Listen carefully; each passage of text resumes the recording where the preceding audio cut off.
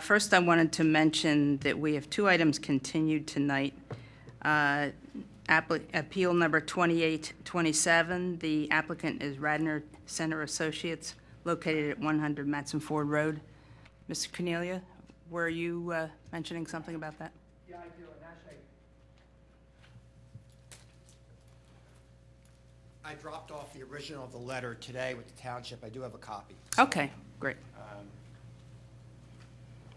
And actually, in the letter, I state, John, I'm not certain if you're having a meeting in July or not, so I stated that it would be continued to the next meeting of the zoning hearing board and give you the requisite amount of time to file it or to write a written decision 45 days after the next rescheduled date. All right. We do normally have a meeting in July. It's August that we generally don't have a meeting. Yeah. All right, thank you. Can I just see the copy of the letter quickly? Here you go. Because I think actually, The other one was Appeal 2828, and we have an email on that addressed to, actually, Madam Chairman, just before, Yes. We have a hearing scheduled for the 24th of this month, do we yes, not? if we ran over tonight. So you That's would, correct. if we run over tonight, that would be the next scheduled thing. You wouldn't want to come back on the 24th. I don't think, yeah, it probably would be, the July meeting. So Okay. you are having a meeting in July, correct? So you just confirmed Yes. that this letter Right. on the record means July. Correct, that's Not the, correct. in case we have a June 24, which may or may not happen. Correct. Okay. All right, the other one is from Joseph P. Ryan Esquire. It's addressed to Mary Ann, Township Secretary for the Zoning Department. Mary Ann, I would like to respectfully request the above matter be continued until July session. Our architect submitted sketches to us responding to comments at the last hearing, and they need further work. I agreed to extend all applicable time and time periods regarding review and decision. My brother will drop off his check for the continuance to your office. Thank you. Your best regards, Joe. Any thoughts on that? No problem. Okay, all right. All right, and actually, we did not make a decision on the other one. Number 2827, 100 Matson Ford Road, that is okay with everybody? Okay, so those two are both continued. One other item.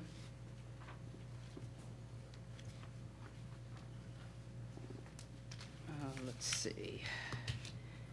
We have a letter asking for an extension of another 6 months from on 313 Conestoga Road, and this is from Harry Spees. Mr. Spees, you're here, I think? Yes, would you like to speak to this? Tell us why you need another one. And what number is this that we've extended this so far? Harry Spees, representing Montgomery Del Valle Associates, LP. This was appeal number 2717.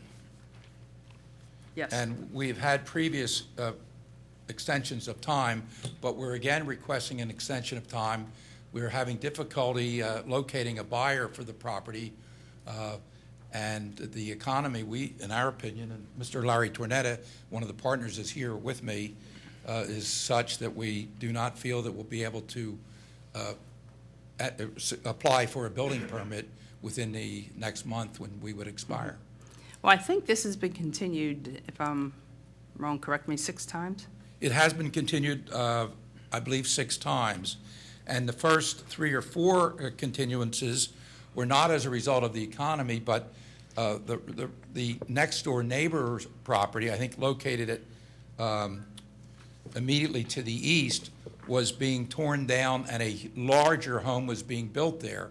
And there was not sufficient room at that time when the economy was good to do a construction project. This is a vacant lot, you may recall. And the problem here, the zoning relief that was granted was side yard relief from the side yard setbacks. The lot is only 50 feet wide in the front. The aggregate of the two in an R3 zone, you need 35 feet aggregate of side yard. So the house to be constructed, if this zoning had not been granted, could have only been 15 feet wide. And at the time of the hearing, we submitted a lot of case law and testimony that I think convinced the four members of the board at that time to grant this relief from the side yard setback. So the first year and a half or two, the economy was okay, was doing well. Were you but marketing the property at that time? we started marketing it within a year of granting, of the relief being granted. And the plan was that Montgomery Del Val would construct a home there for a purchaser.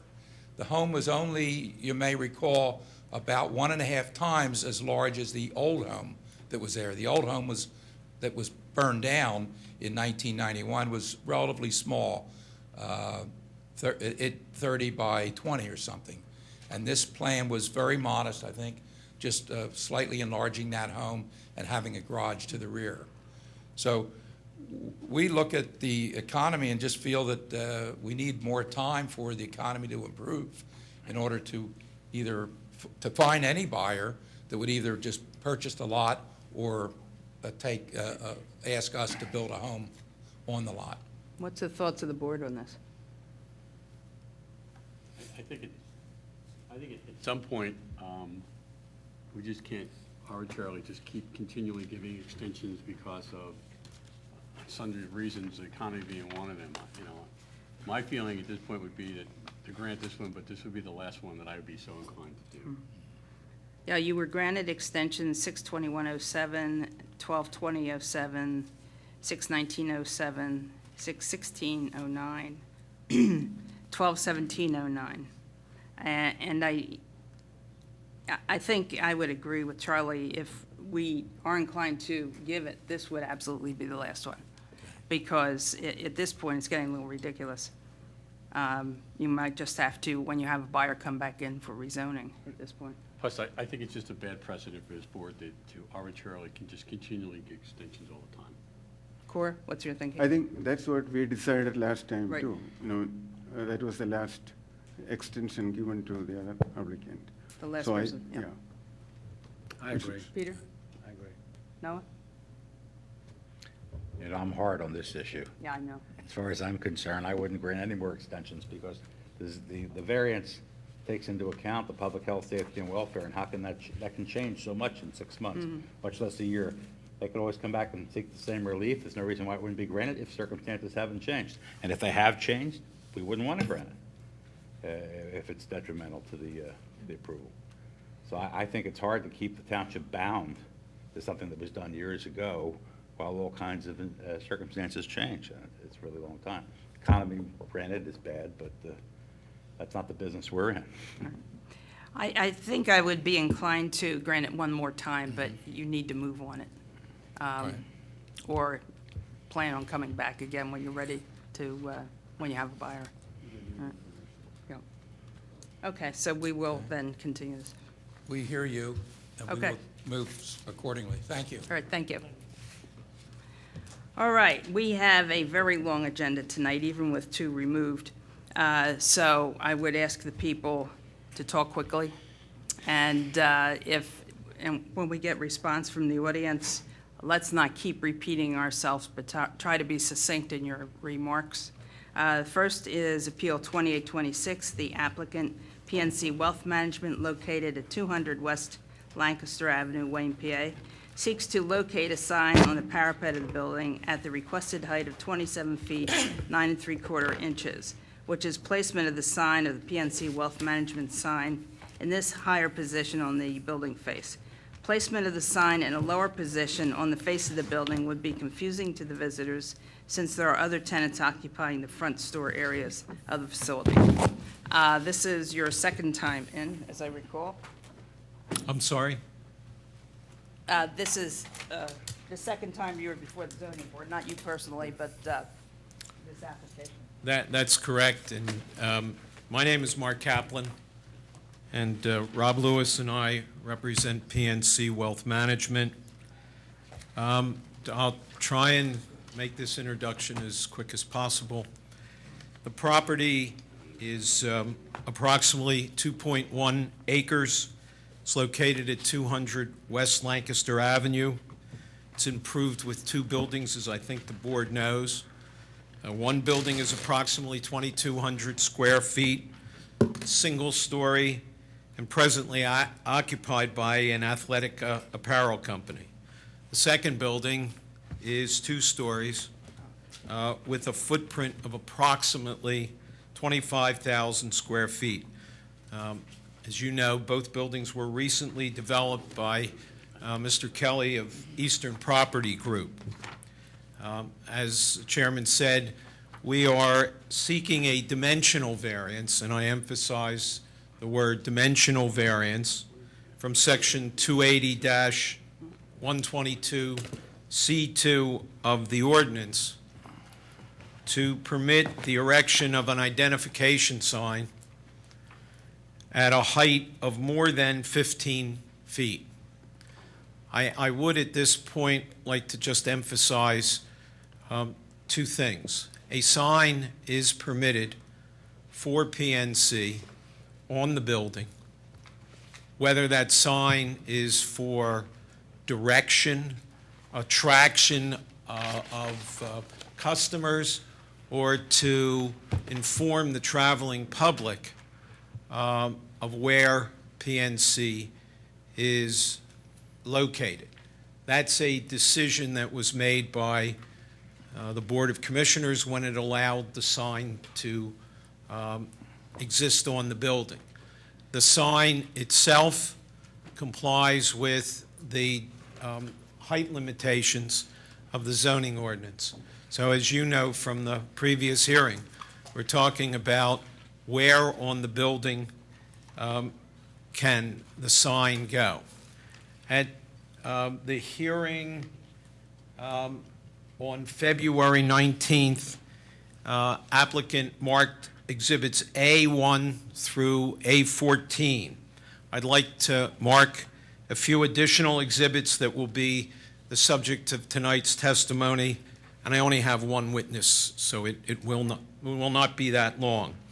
I'd like to mark as Exhibit A15 a copy of the Design Review Board's approval of a sign package for the Town Center at Wayne Building, which is dated October 20, 2008, and Rob has a copy.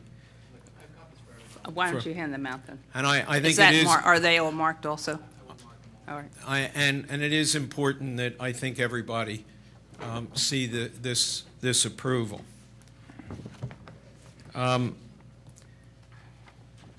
next next exhibit that we'd like to mark as A16 is a copy of the May 14th, 2010 sign visibility analysis prepared by Michael Tantella, professional engineer.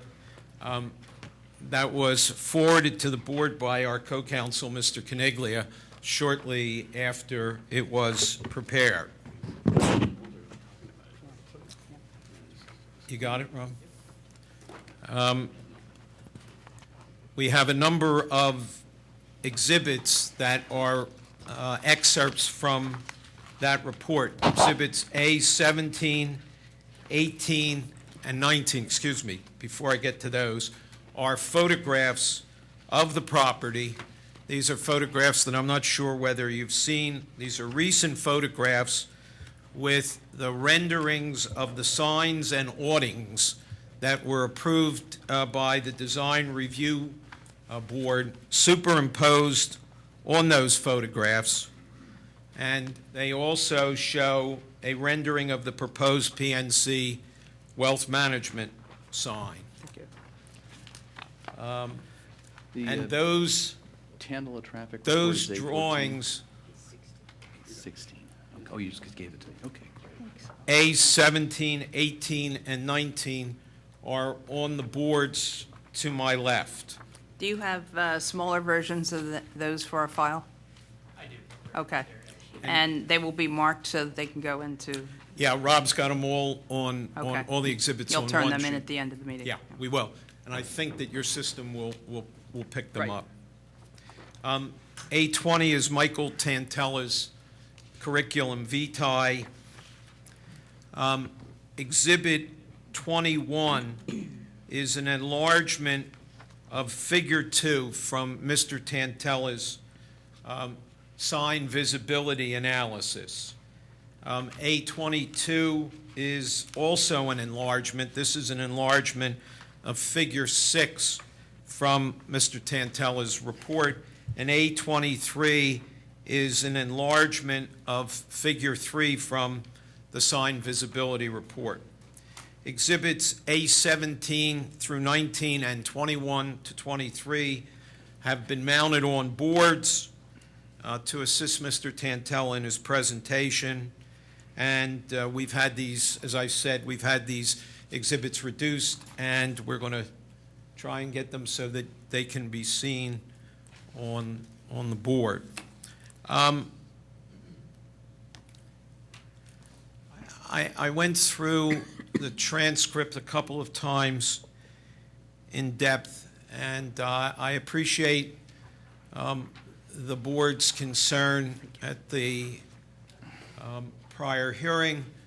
In all candor, I believe that my client was under the impression that since its major competitor, Bryn Mawr Trust, has 3 signs on its building in essentially the same type of location, that the precedent would carry.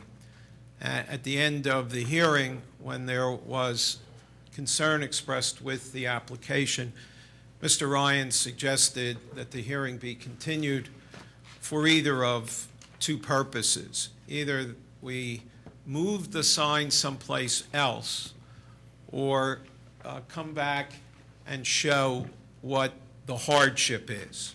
Now, I want to make sure that you understand where we're coming from a hardship point of view. And I've read the transcript. This is not an application for permission to put a sign, whether it's an advertising sign or whatever. As I said before, the zoning ordinance, or the drafters of the zoning ordinance, already said that a sign, whether it's for advertising or whatever, is permitted. And the size of the sign is not an issue. Our position is, and it's confirmed by the transcript, this is a mixed-use building, recently approved and renovated under the Township's overlay district that encourages a mixed-use building. You know the building better than I, I'm sure. It is to be retail on the first floor and office on the second floor. I think that everybody would agree that Mr. Kelly did a marvelous job in renovating this old building. He, lack of a better expression, he blew out all of the old glass, put big windows in, opened it up, and then went to the design review board and created a motif for the first floor with signs and awnings. And we will, I think you will be able to see from the drawings that if we follow that motif, that there is no sign band available facing Lancaster Avenue on the first floor, certainly not one that would perform the function that a sign has to perform. So our position... Excuse me, one question. Do you have any pictures of what it looked like before? I think last time you did. I'm I going through the think, records. John, wait, let me see if we Thank you. we do. I know I've seen one, but Rob will find that if we have it here, Mr. Falcone. Mr. Kaplan, the sign in question has not changed from your Exhibit A3. Is that the controlling exhibit? That's correct. Same sign. What is this? Here's an aerial photograph, and I'm glad you asked me to show you this because you can see the difference. There were a lot of small windows. I believe this was Sun Oil Company's maybe original office building, but I have one copy, so I'll be glad to hand it up. Thank you. And you can see that the design that was used in order to open this building up and make it susceptible or acceptable for retail on the first floor eliminated an awful lot of the blank wall space. So our position is that because of the renovation, in order to comply or to take advantage of the overlay district's recommendation for mixed use, that there is very little of any space on the front where you could put the PNC sign.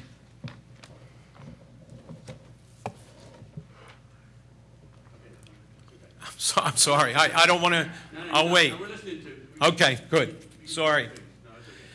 So our position is there's very little space to put the type of sign that's permitted, and the design motif, which I think is very handsome and is demonstrated, as you can see on the signs to your right, is a sign over the door where White Dog Cafe will gain entrance, and an awning motif with a logo for the building on all of the windows on the first floor.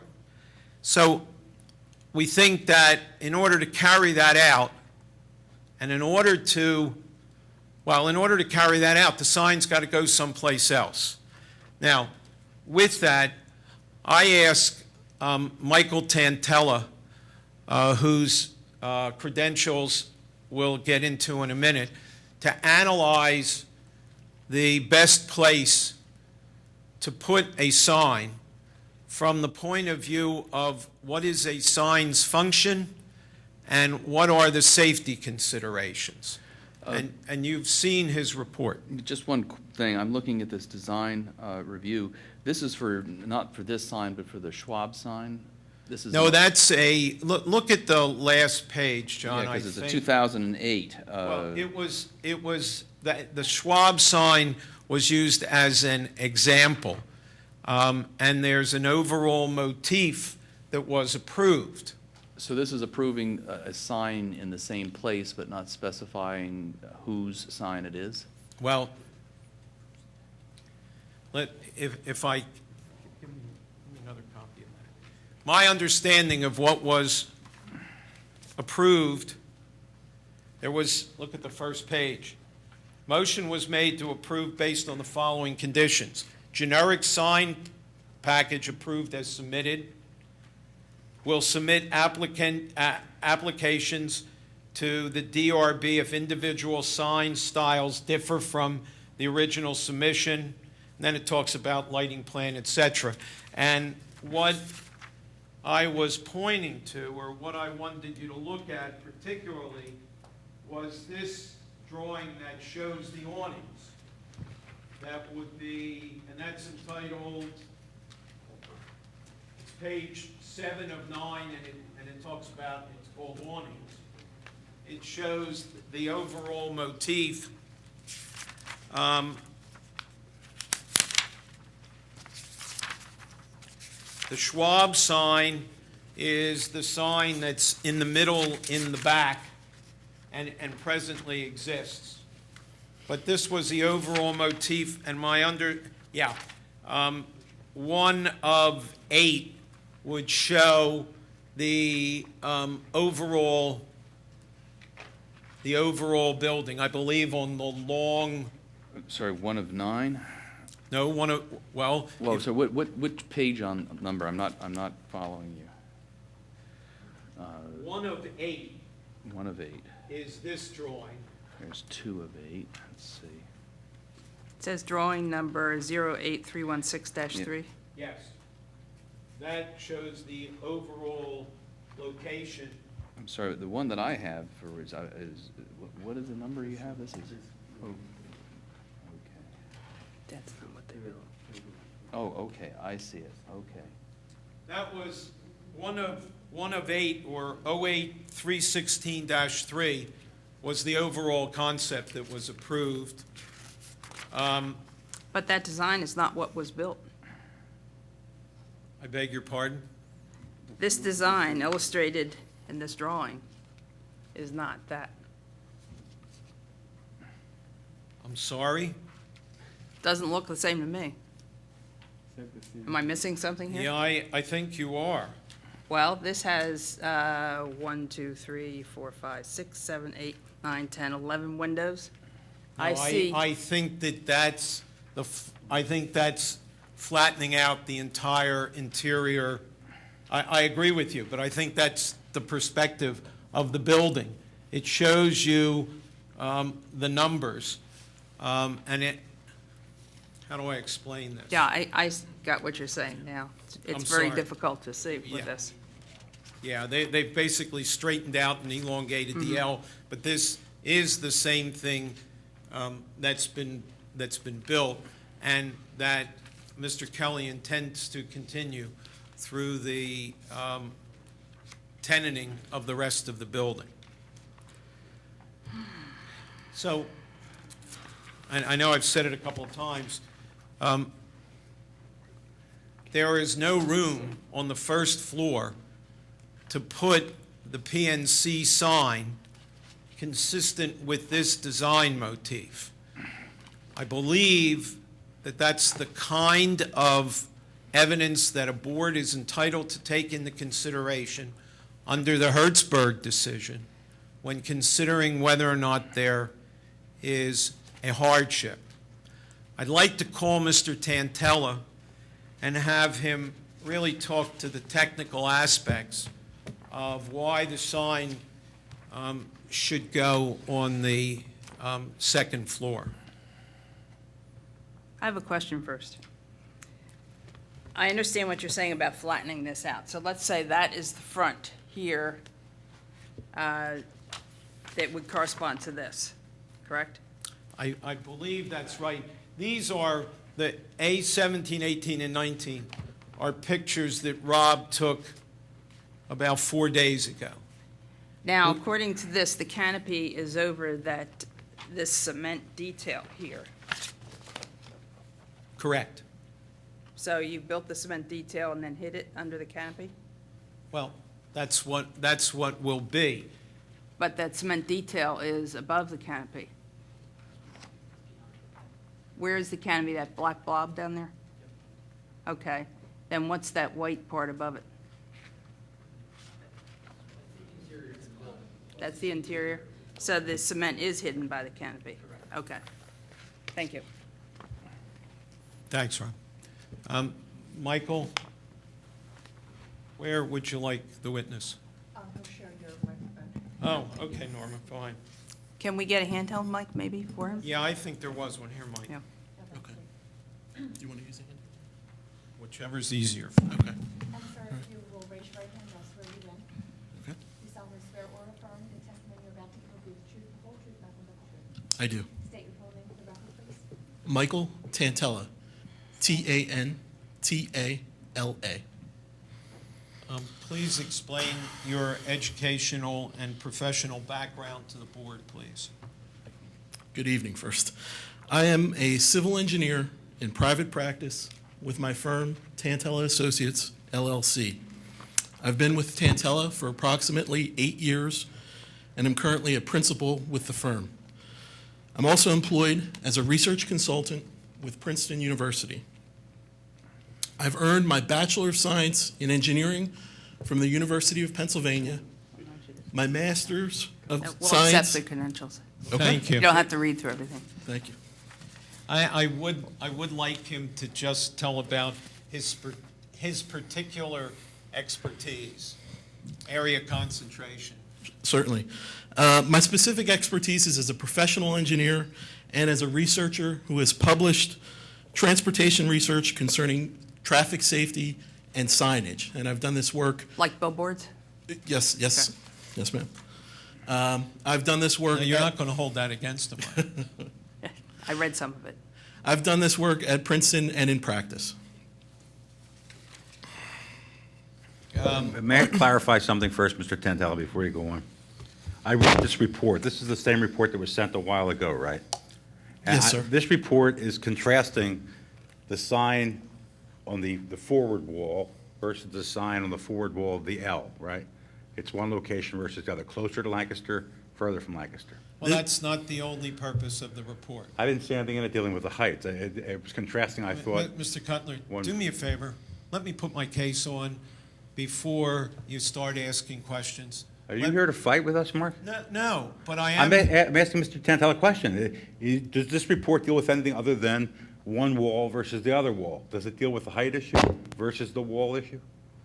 When I read this, it seemed to me like the issue in this report was, is it safer from a traffic standpoint to have the sign on the forward wall of the building or the back wall, the forward-facing, further back wall of the building? And I didn't see anything in here dealing with the height issue, which is what the zoning issue is. The zoning issue is, may this sign exist at this level above the datum? Well, Am I wrong? Is there something in this yeah, report that deals with that? I believe that your characterization is wrong.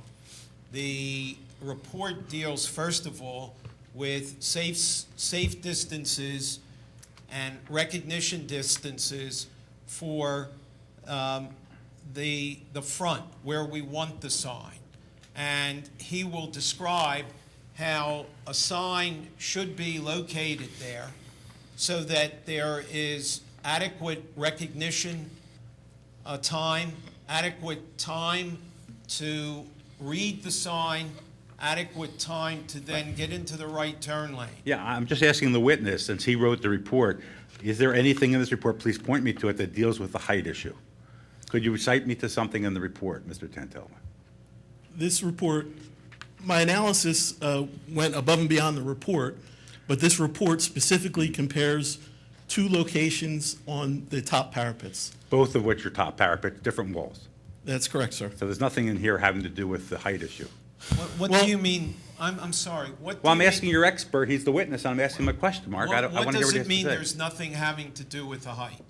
He took the sign at the upper parapet, and analyzed the parapet of the front wall versus the parapet of the further back wall. Well, That's what we're- he did, and I understand his analysis. Well, we're I'm not disputing your analysis, but the issue under the code is not which wall it can go on, it's how high it can be mounted. Well, we're parsing words, Noah. What I asked him to do was to look at the sign from the front of the building, where we want the sign to be, and whether that is safe and whether that performs the function of a sign. Because at the end of the hearing, there was a suggestion that a sign could possibly go in the back, I asked him to look at that also. So you're saying the report deals with both? Deals with both. Okay, Mr. Tantella, where does this report deal with the height issue? I'd like to look at it. It's relevant. As part of Cite my me to it. As part of my report, I look at the site as a whole.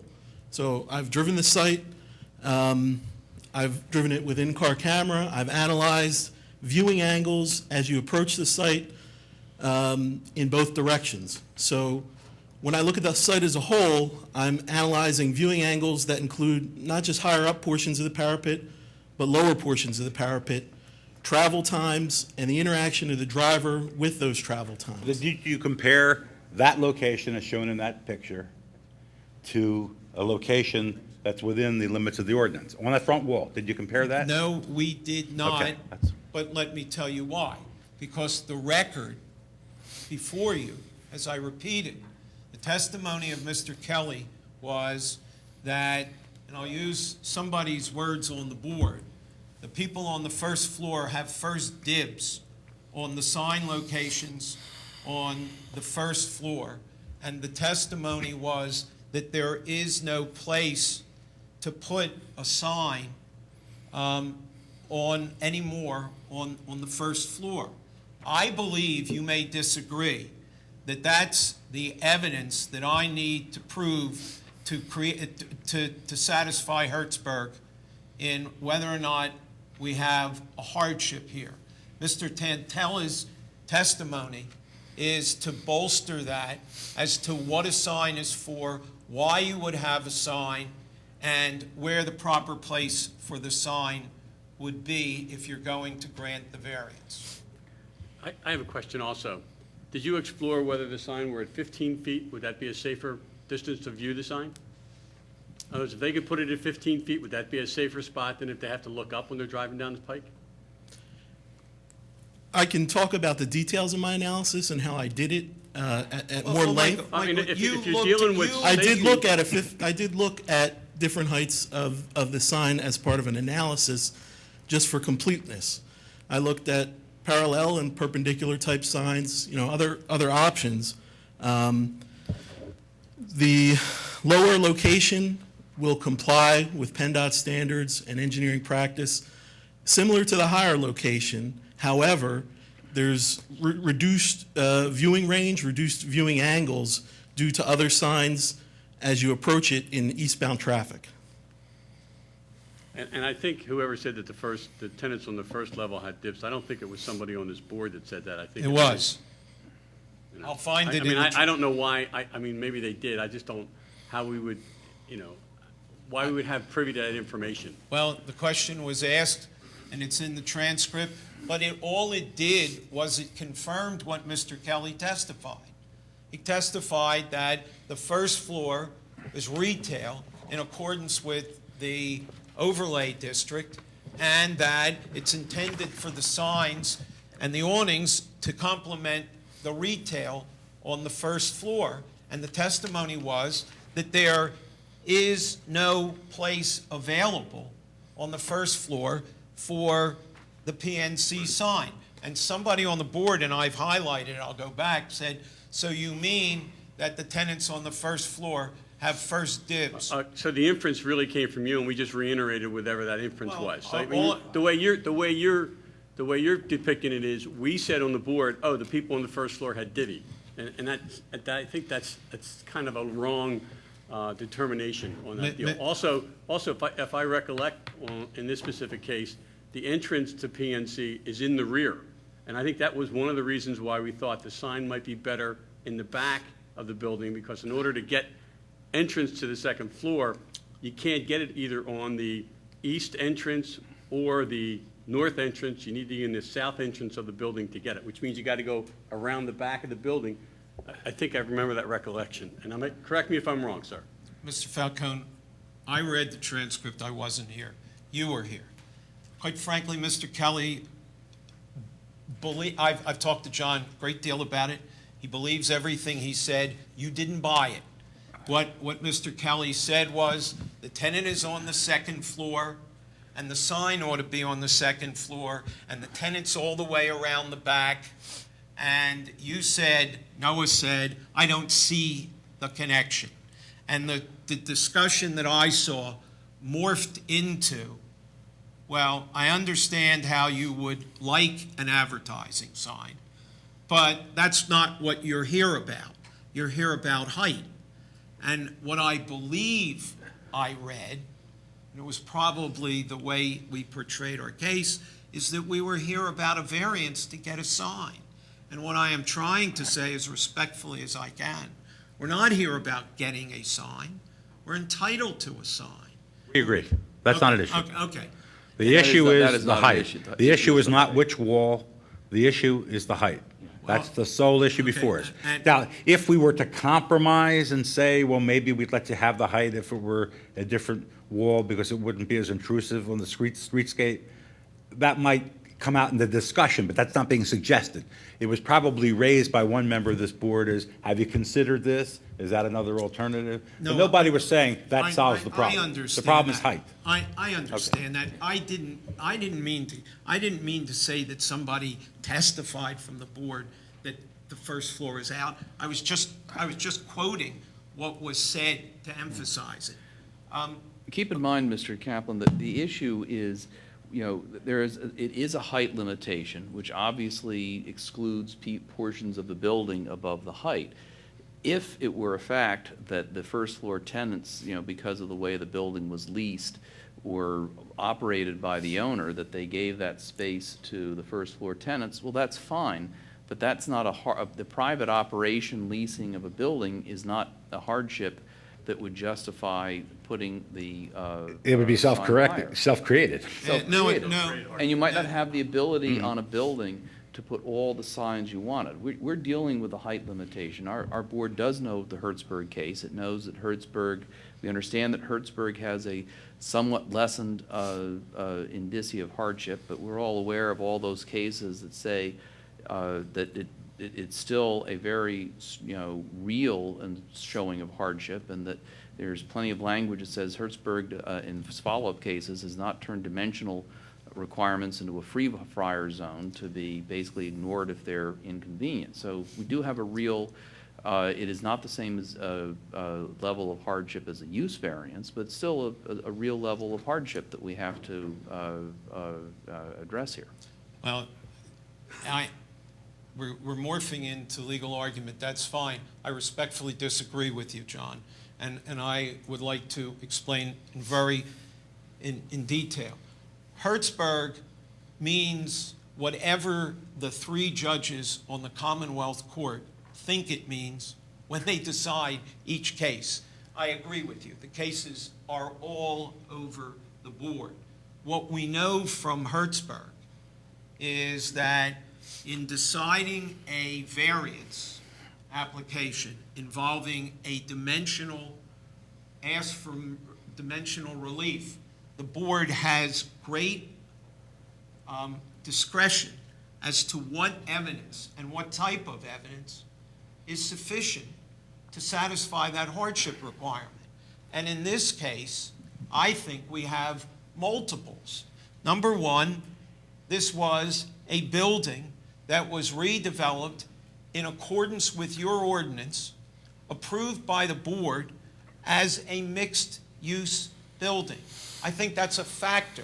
And if that was a choice of the landlord, so be it. It was a choice that was offered by the zoning ordinance. It's not, Noah, a self-created hardship. It's not. It doesn't come close to that. I don't think that's what was being suggested, Mark. Well, I think what that's was what I being heard. suggested was that if you gave away all the other sign positions, and that were the hardship, that would be self-created. Well, Could I I That's what the interrupt subject 1 was, second yeah. here, please? Why don't we let Mr. Tantella summarize his? I'm going to ask that I be able to put his testimony on, but I've heard Mr. Ryan tell me why my case fails, and I might as well, I would like to be able. In Okay, fairness, I why said don't we what the save that standard was. to the end of this? Let's hear his testimony first. I wasn't saying your case failed. I said what the Well, you told me standards are. it's not it's not a Okay, hardship. why don't we save that to the end? Okay. Let's let Mr. Tantella move on with your testimony, please. Now, Sure. I believe we've all received this and we've read it, so you don't need to read it to us page by page. He's not going to. Okay, He's go not ahead. going to do that. Sum it up, please. Are you familiar with the application before the board? Yes, And you were retained by PNC in this matter? yes. And will you tell the board what you were retained to do and what you did? I was retained to analyze proposed sign locations for PNC on the Town Center at Wayne Building at 200 West Lancaster Avenue in the Township of Radnor to determine if the sign as proposed will perform its functions. These sign functions include, first, noticing the sign at a distance when it first becomes visible, and second, reading the sign as you get closer to it. Each of these functions require appropriate viewing angles, travel times, to permit safe stopping distances as defined by PennDOT and engineering practice. My analysis was performed with the understanding that a sign is permitted, that the proposed size of the sign is permitted, and that my analysis and testimony will focus on the location and the height of the proposed sign. Okay, tell us what you did in performing your analysis. I have reviewed and analyzed the design drawings, visited the location, drove each direction with an in-car camera, walked it, and observed the surroundings and traffic patterns. Researched the speed limit and traffic counts, studied aerophotography and other information, and analyzed and calculated engineering parameters to include approach distances, viewing angles, sign geometry, and travel times. Now, Mr. Tantella, using the exhibits that we've marked as A17 through 19. Can you describe for the record the locations and the signs that you used in performing your analysis? Yes. First, the layout of the building is important. The building is 2 stories and designed for mixed use with retail on the first floor and office use on the second. Additionally, as I understand it, the property has already received approval from a comprehensive sign package for the first floor. I believe this approval and package was marked as Exhibit A15. Exhibits A17 through A19, shown here, here, and here, depict this approved sign package. As depicted on these exhibits, the approved signage and decorative awnings occupy the band between the first and second floors, an area intended to identify the first floor retail tenants. Here, here, and here, along here, along here, and along here. Exhibits A17 through A19. This package has a consistent motif with signs above retail tenant doorways and awnings above the windows.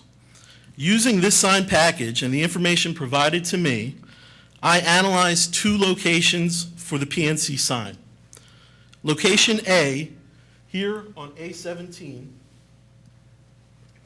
is located on the building parapet closest to Lancaster Avenue, on the top part of the L-shaped building. Location A, Exhibit A17. Which is where the sign is proposed. Yes, sir. Yes, sir. Location B, here on A19,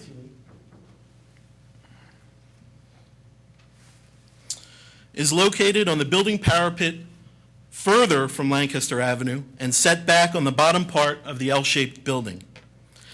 Each of these sign locations propose a height of 27 feet, 9 3/4 inches, and a size of 2 feet, 2 3/4 inches high by 22 feet, 6 inches wide. The proposed sign, No, go on. the proposed sign is intended to communicate with eastbound and westbound traffic on Lancaster Avenue. Eastbound is closest to the building.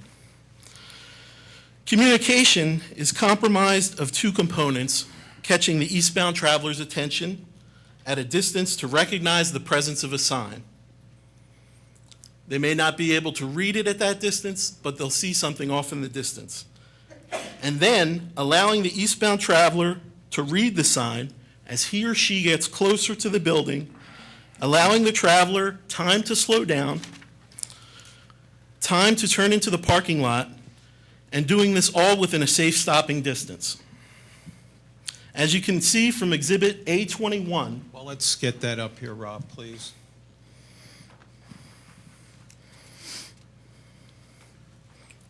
A21 is page 10, figure 2 of my report. Why don't you lay that, if you see, put it on the table, that way everybody can read it and the people at home also can see. Okay. It might be easier to do it that way. Sure. Okay. Thank you.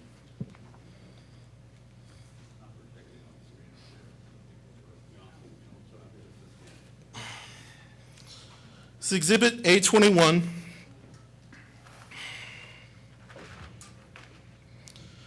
This shows the L-shaped building here. It shows the location and plan of location A, the proposed sign location. It shows West Lancaster Avenue, which is 4 lanes wide, 2 eastbound and 2 westbound. The posted speed limit is 25 miles per hour. The town center at Wayne property can only legally be accessed by a right-hand turn from the right lane of eastbound traffic, from this lane into the lot. The right-hand side of this exhibit shows an aerial view. The left-hand side, or lower portion now, shows a conceptual traffic view.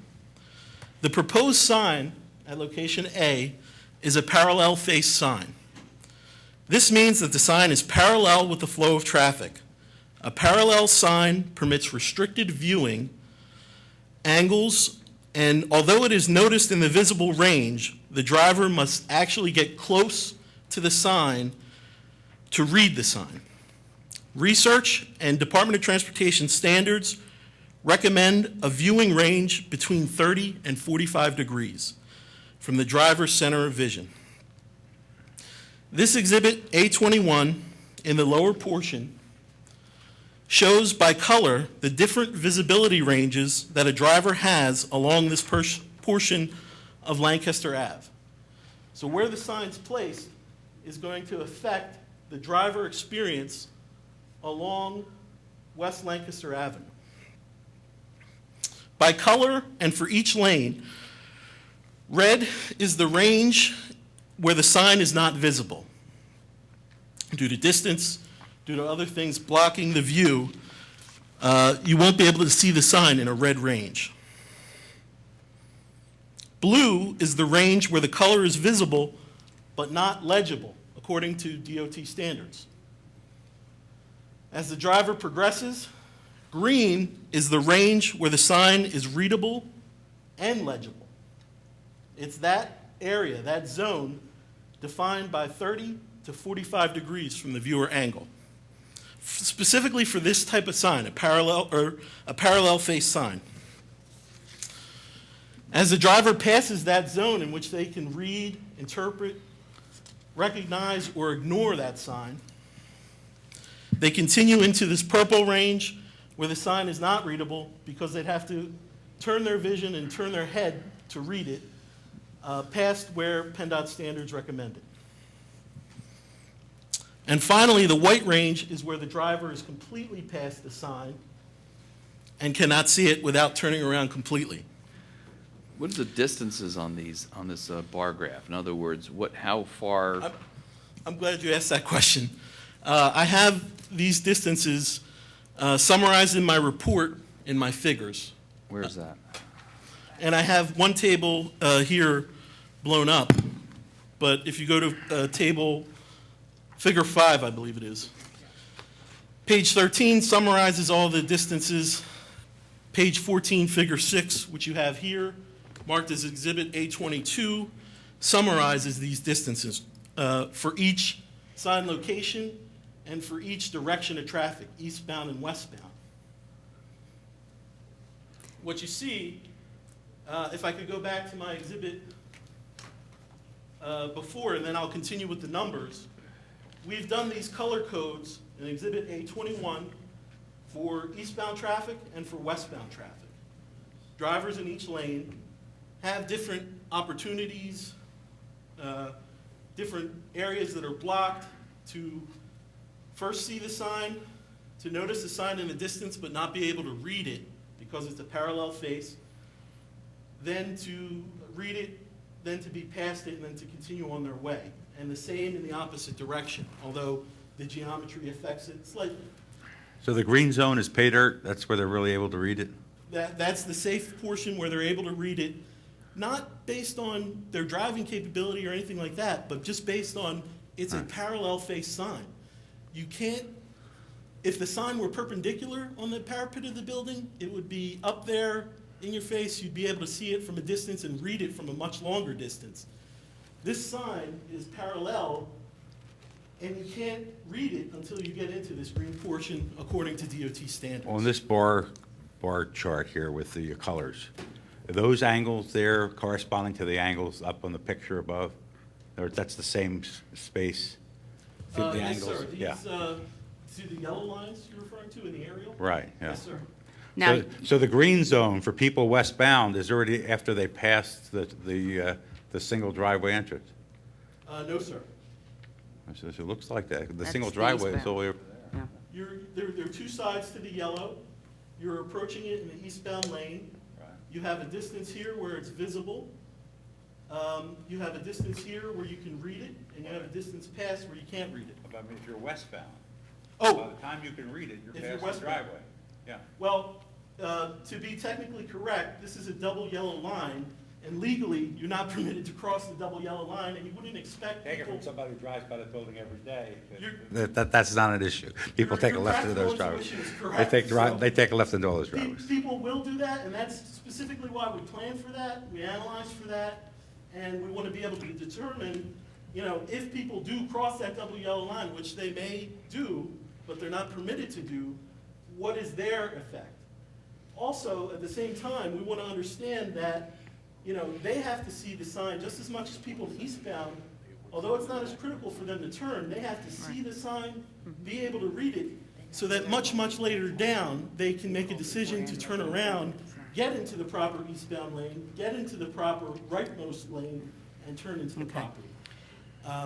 But no, your intuition's correct in that sense, and that's why we account for it to be thorough, but legally they're not Okay. permitted to. May I ask you a because of that question? traffic We understand fully there, and I agree with what you have going, east and west. Yes, ma'am. Now, you said your best angle is 45 degree. That is, look, on a horizontal plane, as opposed to vertical plane. To be technically correct, it's a horizontal plane. It's important to notice the sign, but in reading it, Okay, the wait a best minute. angle is You between 30 haven't and gotten my 45. question yet. Oh, I'm sorry. Did you look at the vertical plane? Yes, ma'am. Now, if you're seated in a car, your eyes would be somewhere at the level between 4 to 5 feet, most likely depending on how tall your car is. Yes, ma'am. How do you look out of the window and through an angle like this and see the top of a building that's close to you? If you go to my report, page 13, figure 5, I don't have this blown up, I apologize, but this summarizes some of the nitty-gritty numbers of the analysis. And really, this table is broken into 3 distinct blocks. The first block is the start of the overall visible range, which we'll say starts here. But that's horizontal. Have you addressed vertical? If you look, ma'am, in each block, there's an observation angle. The first one is vertical, the second one is horizontal. So when you Could you- start, you excuse have a me. horizontal. Can you show me where in here? Yes, ma'am. That's vertical and horizontal. Okay, gotcha. So Thank it's you. pretty substantial, the difference between vertical and horizontal. 'Cause, right, it's. Well, you're driving, the topography of the road changes. What's a constant is the location of the building and the height of the sign, but you're driving, the angles are constantly changing. They start, if you look at this table, from a vertical angle of 2.2 degrees and a horizontal angle of 5.5 degrees. You're far from the sign, so those angles are small. As you get closer into this green range, the 30-degree angle, when you start, you're at a vertical angle of 12.9 degrees. And a horizontal, by definition, is 30 degrees. As you continue in that reading range, your observation angle changes from 12.9 degrees vertically to 18.7 degrees vertically. This is all in the eastbound traffic given location A. And if I understand from figure 6, that the time that elapses is 1 second. Yes, sir. For location A, eastbound, exhibit A22, the driver has a visible range of 507.5 feet, equivalently at the speed limit of 13.8 seconds. That approach distance in that key green area permits a distance of only 35.5 feet by DOT standards to read that sign, equivalently 1 second of travel time. Does that meet the DOT standards? Yes, sir. Does it exceed the DOT standards? No, it does not. Okay. I want to get to what the chairman was asking you and what Mr. Falcone asked you. It's not included in your report, but you analyzed what would happen if the sign were on the first floor. Yes. And what did you determine? Now, let me just explain something. I asked him to do this. I don't believe that it should be part of my case, nor is it required, because I believe that we satisfy the Hertzberg standards for these other factors. But we wanted to understand, because we thought the question might come up. Mike, you did that analysis. I don't know whether you have it with you or not, but I may. all right. Would you like me to see? Everybody wants to know what's the difference. So let's put let's put that on the board. Give us 1 second. Sure. He Well, did, while you're looking for that, could I ask a question? sure. As I'm driving eastbound, if I'm in the left lane, is my line of visibility in a standard car, is my line of visibility of that sign in the left lane better or worse than in the right lane? As you drive, I've got a hard top, and I've got to look under the window. to answer your question, it's slightly better because of the change in the angles. But ultimately, if you want to go into that location, you have to get into the right lane anyway. Right, But I to answer your understand, I question- understand that. I just meant for recognition. Yes, sir. Okay, and then the, For instance, to just show, because of the geometry changes from lane to lane, if you were to look at this Exhibit A21, location A, the right-hand lane has a smaller green legibility zone than the left-hand lane, which has a little bit longer, and that's by virtue of the angles and where the driver is. okay, and the observation angle vertical of 12.9 degrees, which is where I am at that spot, yes? Yes, sir. That's sufficient to, from where? From where I'm sitting as in my driver's seat, or do I have to duck down to look It underneath it the is roof? sufficient to be read, without ducking, without maneuvering, or without manipulating. Is that being observed through the windshield or through the side window? It's being observed as a normal drive through the windshield at a standard posture in a driver's seat. Now hypothetically, if that same sign were to be moved down to the band between the floors, if it were to be, if there were a place to put it there, would the angle of observation be better? I realize the, We have it. I'm just asking the question. I just Yes. like, Okay, well, we There- have the the. vertical angle, would it be better or worse? By definition, the vertical angle and the vertical angle only would be better. Yeah. Yes, sir. And the other angles would be the same, right? Because you're just No, projecting them. No, sir. Can I have him testify? I have an exhibit, he did this. And would you take us through this exhibit that you have on the board? There are other factors, Noah, when you lower the sign. And if you give him Okay, the what are they? opportunity, he'll tell you why. I'd like to have this marked, what are we up to, Rob? 24. I'd like to have this drawing marked A24 and ask the witness to identify it and tell us what it is. The aerial is familiar. The sign is now marked location C.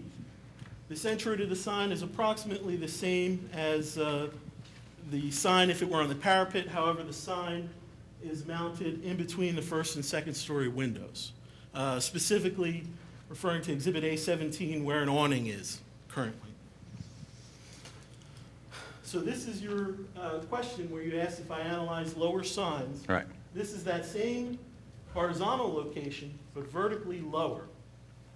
And what we see when we look, and I've actually, as I've testified, driven this location in both directions multiple times, and filmed it with an in-car camera and studied the frames as the driver would drive in each lane, in each direction.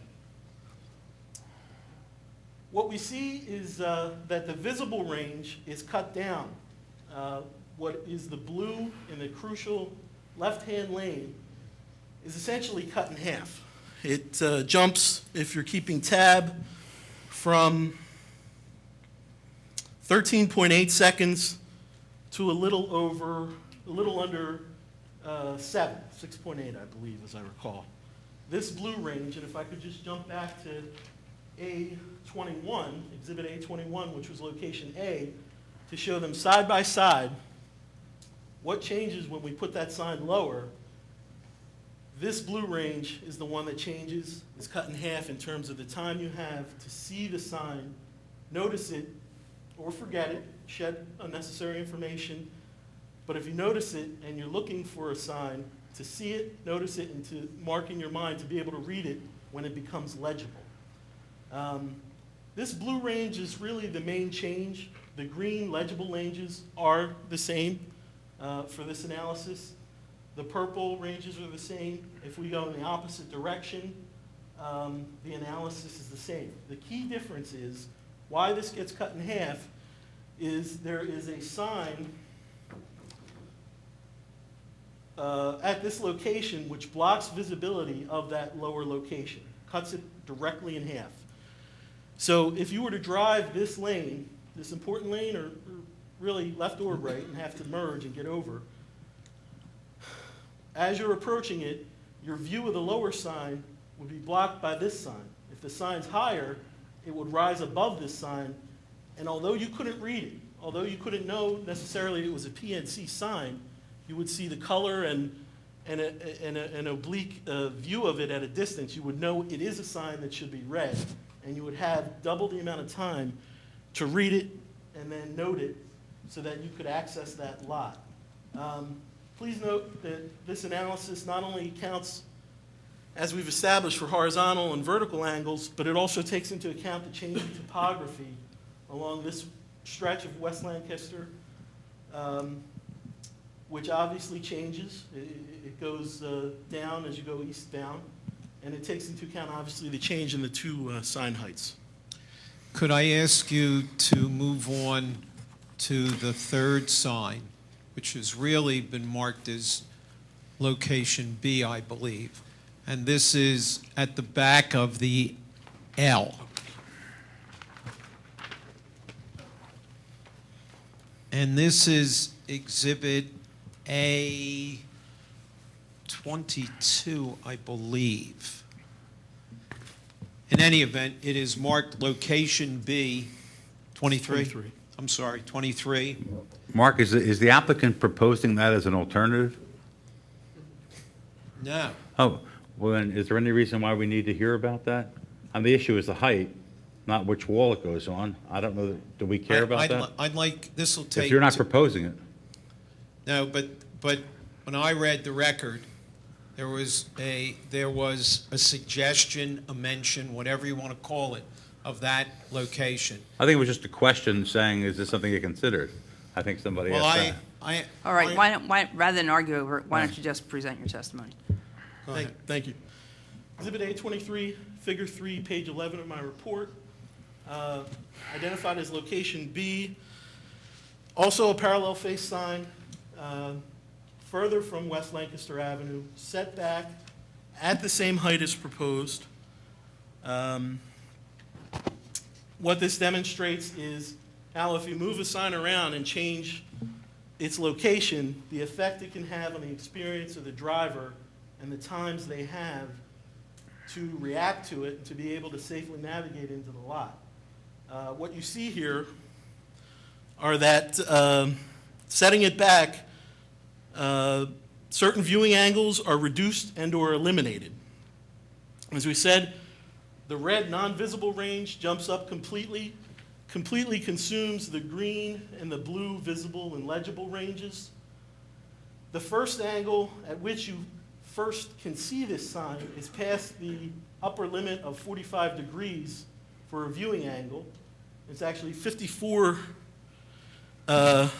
degrees when you first start to see it. Similar experience in the left-hand eastbound lane, similar experiences in the westbound lanes. And the reason for this is because a portion of the building obstructs these viewing angles and viewing ranges in this direction, eastbound, and in westbound, another building obstructs and eliminates these visibility ranges and legibility ranges. So in short, fair to say that if you put the sign in the back, it really doesn't even function as a sign? The sign will not perform its function. It will not be visible in a safe distance. It will not be legible in a safe distance. And that's reflected in Exhibit A22, Figure 6 of my report, which shows for the B location, there's no approach distance between 30 and 45 degrees, and there's no travel time.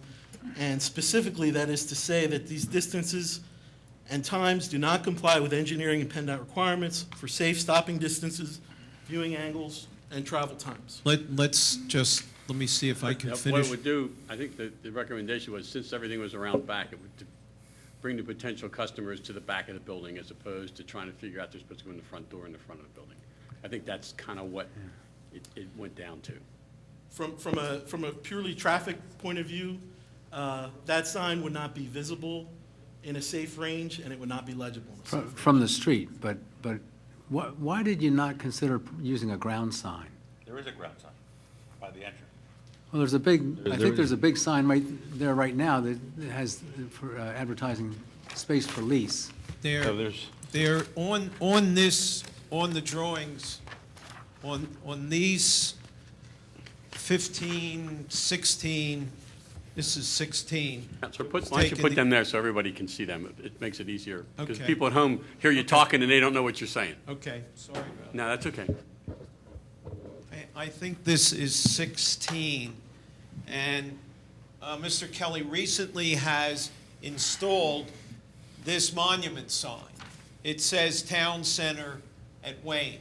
That is the one permitted sign for the overall building. It's relatively small, and that, if you were going to do something there, you'd need probably any number of variances. I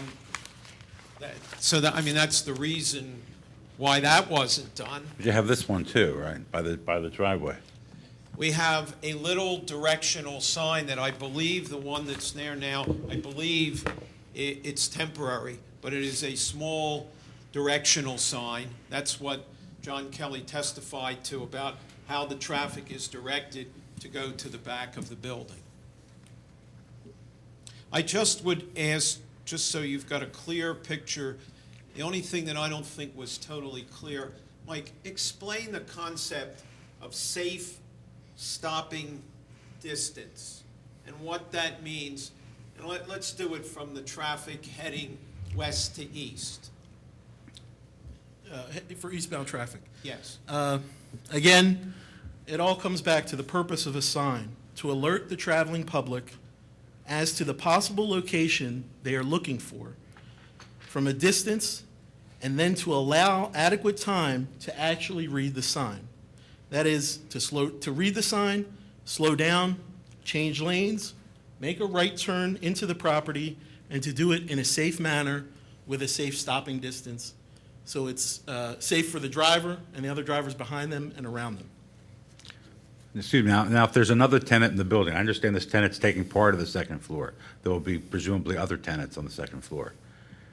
So how do those people get the message that this is the right building so that they can slow down and stop in time and turn into the driveway?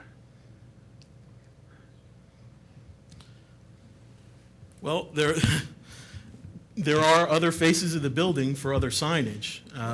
All along the parapet? Wait a minute. No, I'm just asking. There's already testimony that if the variance is granted, that Mr. Kelly will not permit any other sign on the parapet. I understand, but I'm concerned for the people visiting the other offices. They're not going to have a safe warning of where to turn if your argument holds water. They're not going to know where to turn within a safe distance. How are they going to get into the building Well, safely? if they're looking, if they know that somebody is in the Wayne building with the PNC sign on it, then they'll know.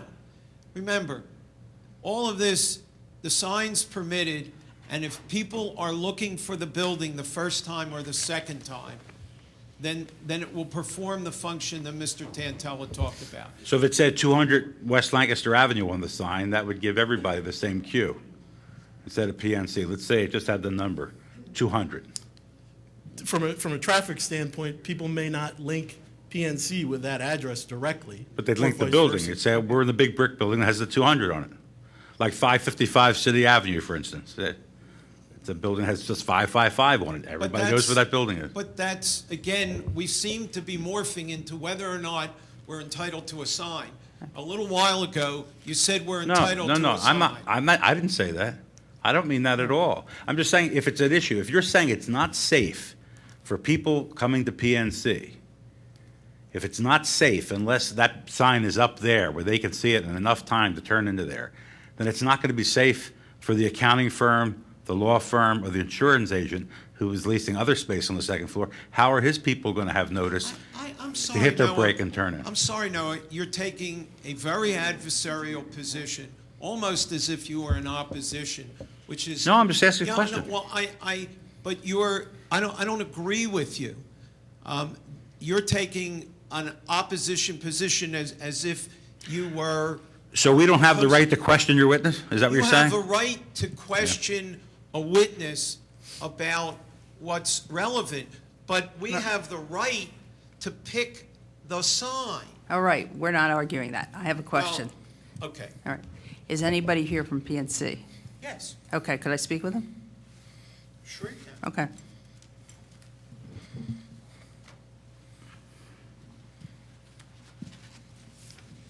Hi.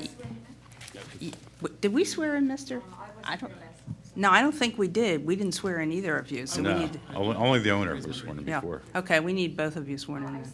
You did? Okay, then we'll, yes, sir. Raise your right hand after me. When you do solemnly swear to the testimony you're about to give will be the truth, the whole truth, nothing but the truth. I do. Thank you. State your full name for the record.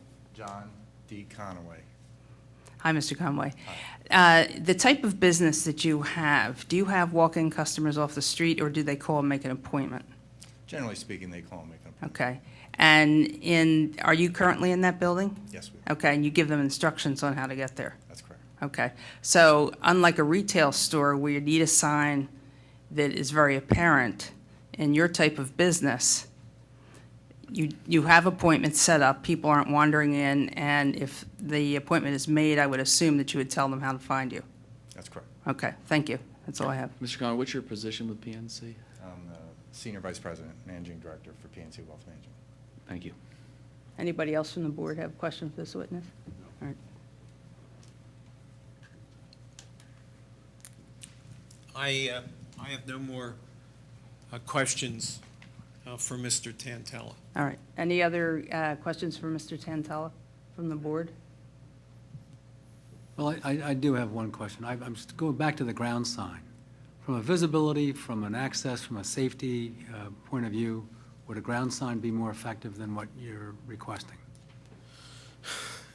I work on analysis. I haven't specifically analyzed a perpendicular, or a perpendicular ground sign. I can say it'll be lower. It may be blocked by that same area that blocks this awning. But I haven't analyzed it, so I can't make a recommendation. In your vast experience, which one is safer and more readily visible? The sign on the buildings or a ground sign? In all your analysis, in generalizing. Assuming that they're properly placed. Yeah.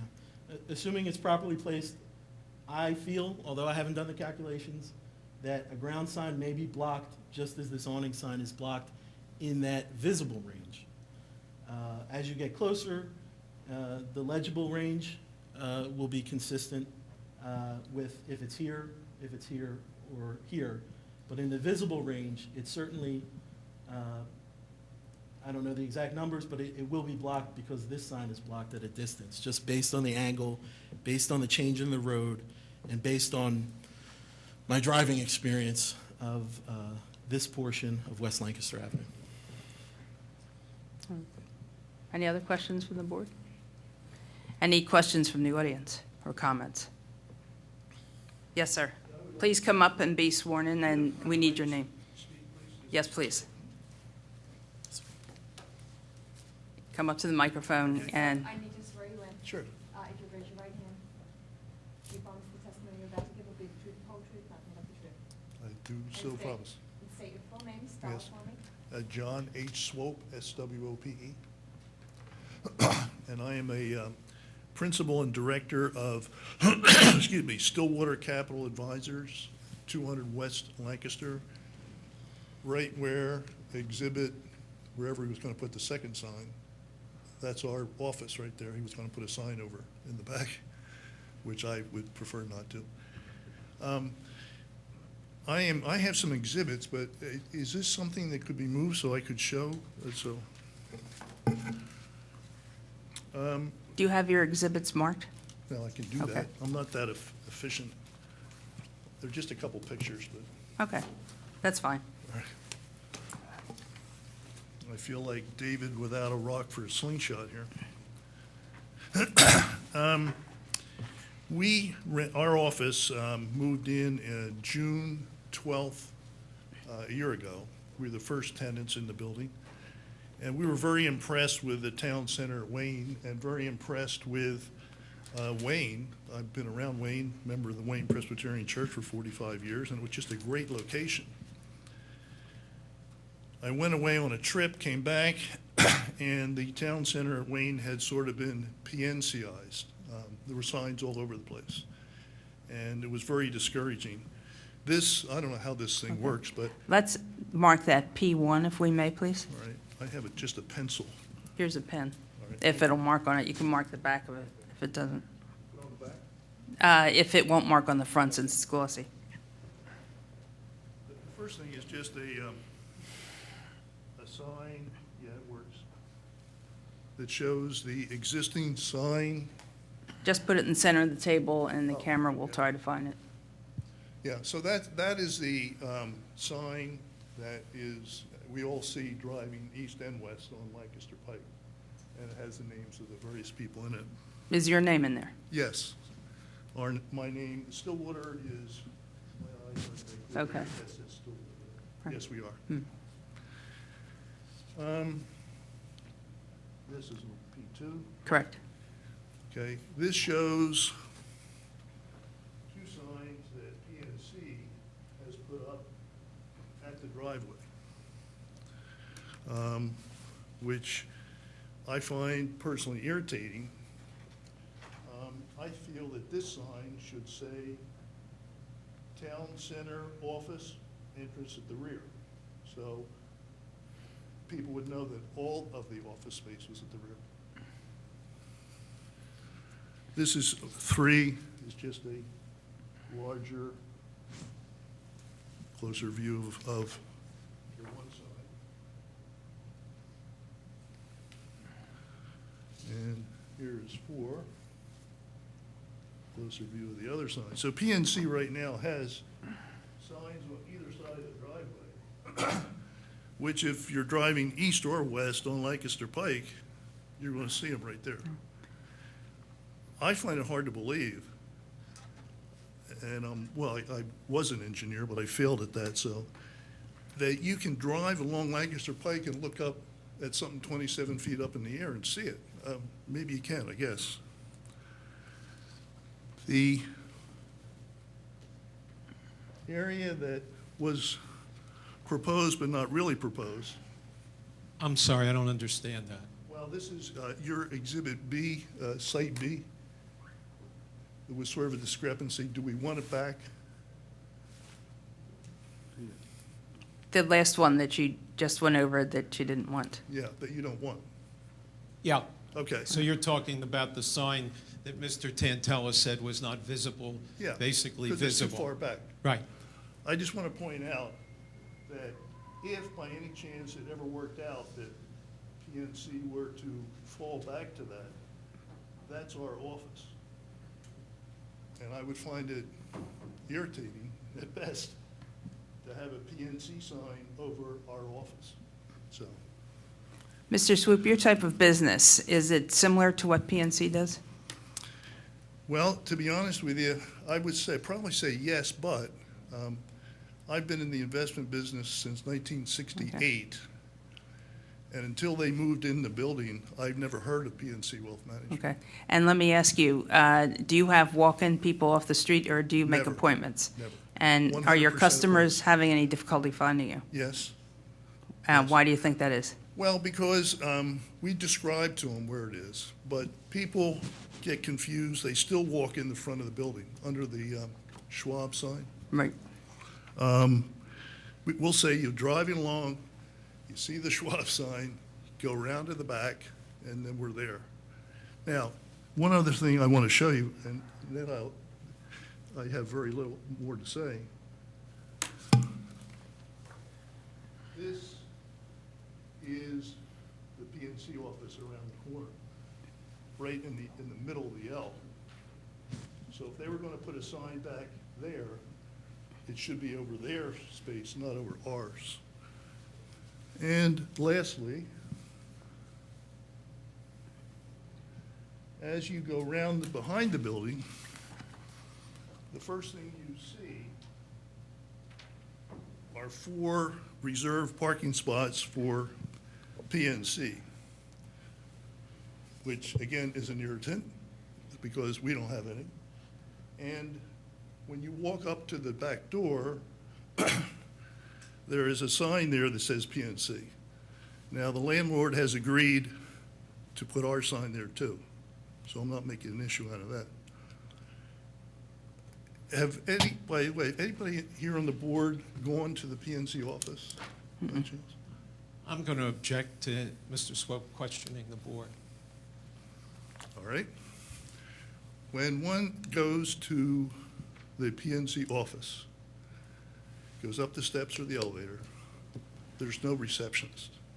I'm going to object to this testimony. This is not relevant Well, to the sign. let's let him continue. We listened to you for a while, so we can listen to him for 5 minutes. Thank you. So if there are walk-ins, which we do not have, they can't get in. They have to ring a buzzer, there's a camera, I guess, that looks at them, and then somebody comes and lets them in. So they're really not designed for walk-in any more than we are. So I would request that to keep the building professional, to keep Wayne professional, that this be turned down. All right. I May have I some- have the photographs, please, I and my have- pen back? I have some questions.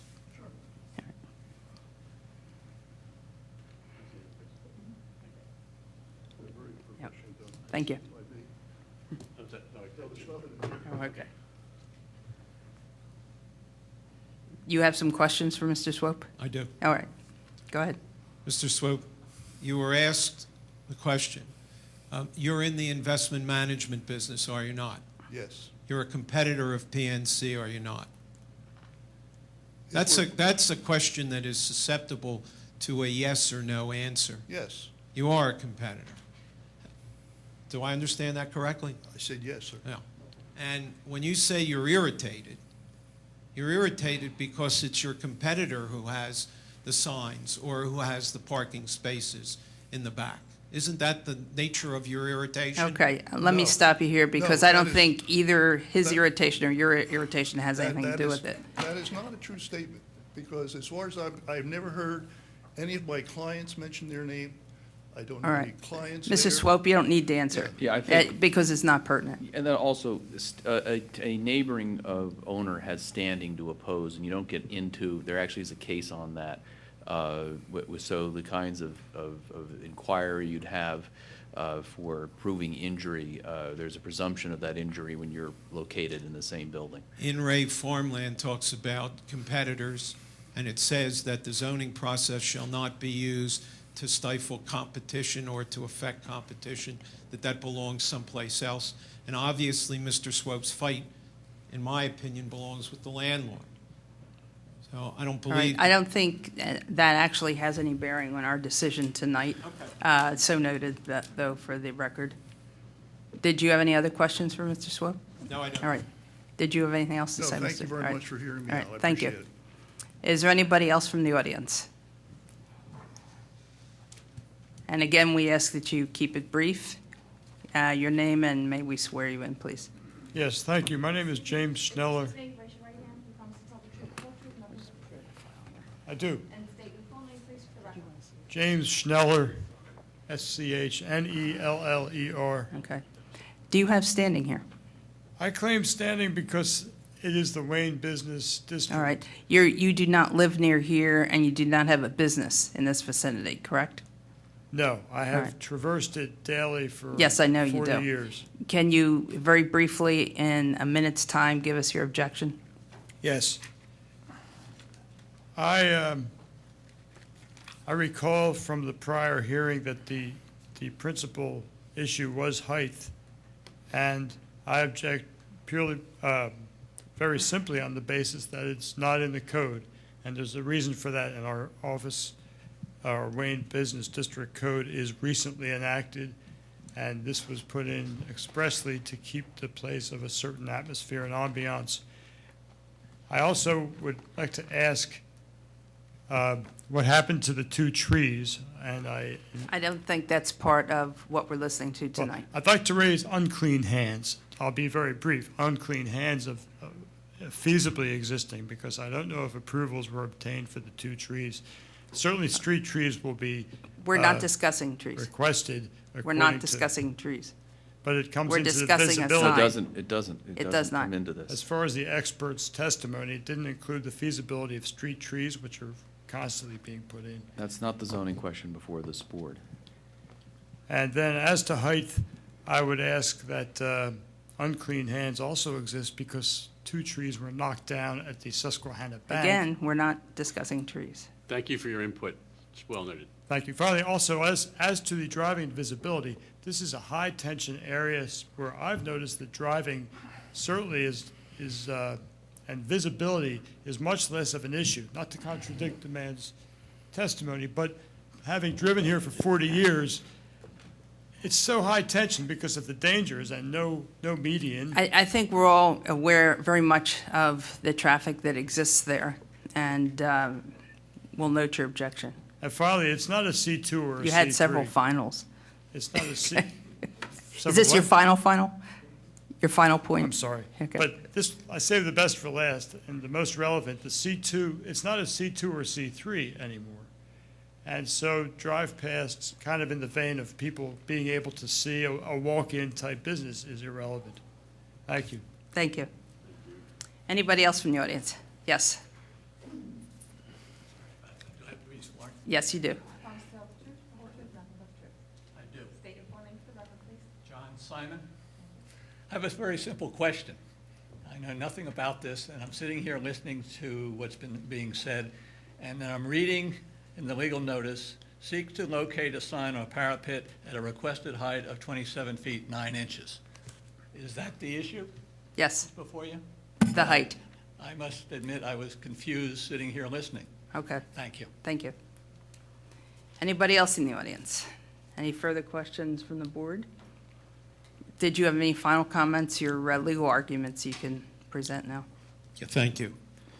The purpose for Mr. Tantella's testimony was to demonstrate that the sign at the height that we proposed would be a safe sign. It would function, it would perform the functions that a sign is supposed to perform and allow people to approach the building in a safe manner if they are looking for a building that says PNC on top of it. Because, as I said before, PNC is entitled to a sign on this building. I believe that in considering whether there's hardship under Hertzberg, that you have the right to take into consideration. This was a redevelopment under your Wayne overlay, that it was the Wayne overlay encourages retail on the first floor. The development as it has progressed and as it has been built allows retail on the first floor and allocates what little sign space there is on the first floor to retail. That's a physical fact that I think that you can take into consideration. And I think it creates the type of hardship that will allow you to find that PNC can move its sign up. The other thing is that, I'll just say it the way I feel. I represent the owner of the CVS building. I've watched the Bryn Mawr Trust building get built. I've watched signs on 3 sides. They are PNC's competitor, and the board granted variances to allow, not only to allow parallel signs, but perpendicular signs. And if fairness means anything, and if being irritated has something to do with this, I can tell you that my client, Mr. Conway, would be really irritated if he moved his office to Wayne and his competitor has got 3 signs advertising a building, and he had none. Thank you very much. We'll make your exhibits part of the record? Oh, please, thank you very much. Mr. Kaplan, when you, since these exhibits, which are actually, for Yes, the we most need part, photographs out of the report, but some of them are not, we'll need to have them labeled and actually turned in. Yeah, Rob will take care of that. right. Yeah, we put them all on that single sheet, Yeah. and if you want larger, we'll No, no, take I just, them- I just No, want to we have can take something the, for the file that Okay. shows everything. Okay, well, I think we have one sheet that has All 6 of them? exhibits on it. And they're labeled? Yes. All right, thank you. Noah, would you like to take this? Yes, I think although our often observed practice is to vote immediately following the hearing, I suggest because of the complexities and wanting us to discuss this report in some detail, that we deliberate on this before we vote on the up or down Okay. of the application. Did you want to do that now, or No, I think after the meeting, not necessarily we hear today everything after the tonight, meeting. we'll make a Yeah, I decision? think Okay. we need a time to get together and talk about this and study this and to give it due consideration in light of all the technical things that have been presented to us. all right? And Peter, how do you feel about that? Well, that Do you wasn't, want to discuss this at the end of the meeting, and we'll go through the other applications first? that wasn't what I was thinking personally, but I'll be happy to accede to that. Charlie? I would rather take a couple minutes now, go and do it, and then be done with it and move Okay. on like we've done in the past. I would recommend, if there's concern about discussing, and understanding, an executive session for that purpose All right. would be appropriate. Okay, All well, right. we're not talking about, I don't have a hard time. I think if we're going to do an executive session, I think we should just take the couple minutes now, do it, and come back and vote. All right. Why don't we take a break then? I just want to make one announcement. We're going to try to stop by 11 or 11:30 tonight, so that if you're here for one of the very end applications, then we might not hear you tonight. We have another meeting scheduled next week. 24th, right? I believe it is. Is that correct, Thursday, the Matt? 24th. In other words, I think what the chair is saying is if we can't get to you tonight, we We'll have be back next week. We have Right. a meeting to pick up the overflow. Thursday, the 24th, 7 o'clock, I believe. Yes, yeah. And Or also. 7:30, 7 or 7? 7:30, I believe. 7:30. I also forgot to mention that we did receive a letter regarding one of the appeals that was continued tonight from Michael Clowley and Sarah Clowley, and they are opposed to the Radnor Center Associates' request for zoning relief with regard to a sign. So I just wanted to make you aware of that. So why don't we take about a 5 or 10-minute break, and we'll be back.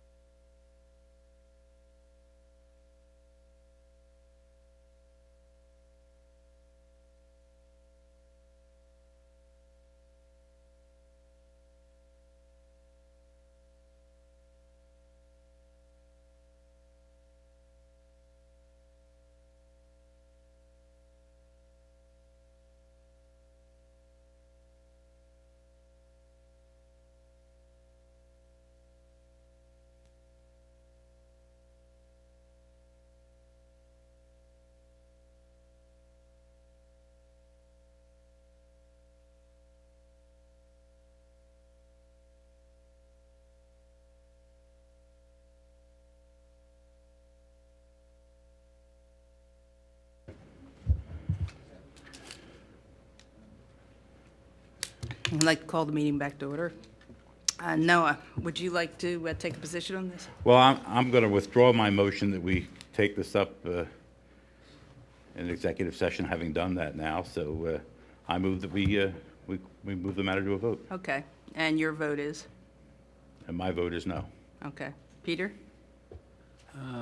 My vote is also no. I mean, I think it's a beautiful building. I think they did a great job, but I think it's a self-created hardship by the design, and I don't see where a ground sign wouldn't be at least as effective. And considering the nature of the business, and I think I do understand the nature of the business, I don't see the urgency. I don't blame PNC for wanting it, but and that I understand. So I vote to deny. Charlie, your mic. I concur. Your mic. for all- Your mic. Sorry, I concur also. I would vote to deny the request, and again, I think it's a self-imposed hardship. I also vote to deny. I do concur with you. All right, thank you. So the appeal is turned down. All right, next is Appeal 2833.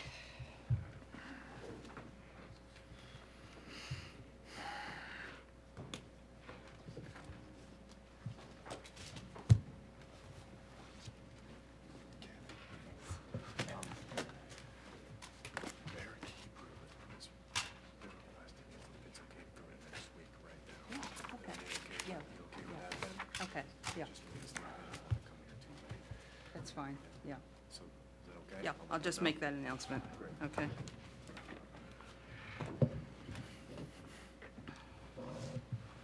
I just want to announce that Appeal 2835, the application for the Jewish Federation of Greater Philadelphia located at Bryn Mawr Avenue, has requested that they come back at our meeting next week because of the hour, and they're one of the last ones on the agenda. So that will be heard next week, next Thursday.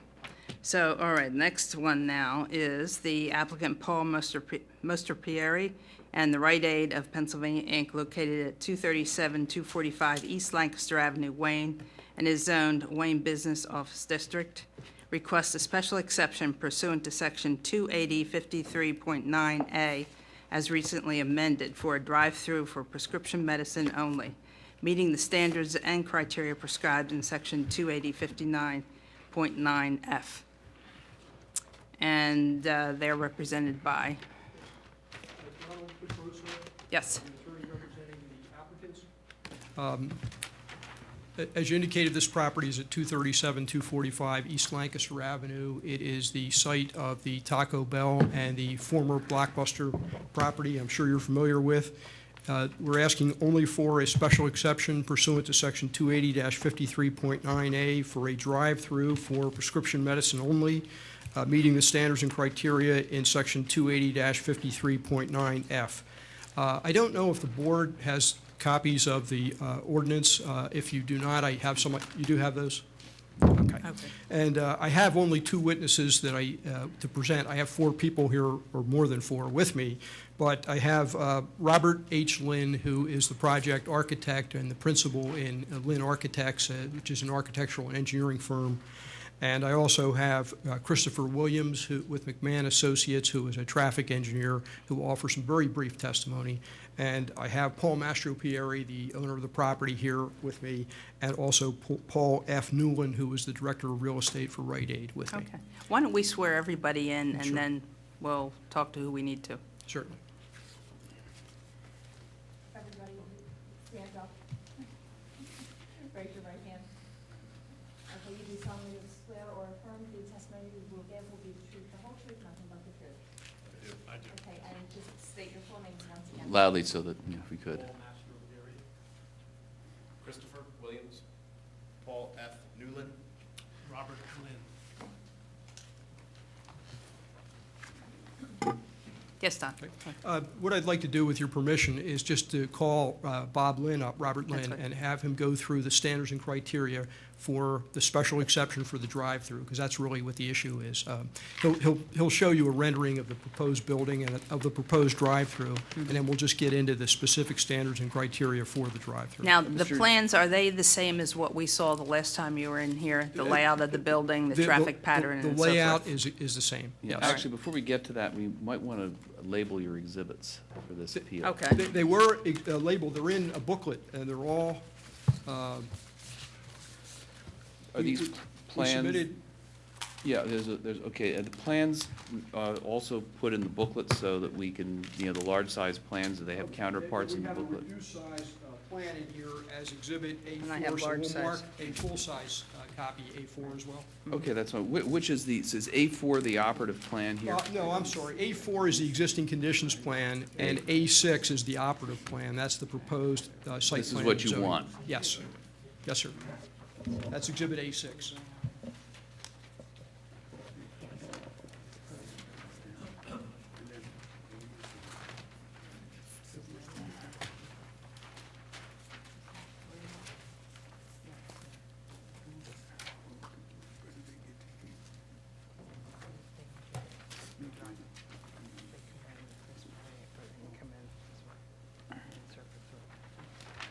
Yes, please. Yes, Mr. Lynn, please state your name and business address. My name is Robert Lynn, Linn, 1140 Excuse North. me, use the handheld. Thank you. Is it on? Go ahead. Is it okay? Yep. No, it's Robert Lynn. No, it's not not on. working.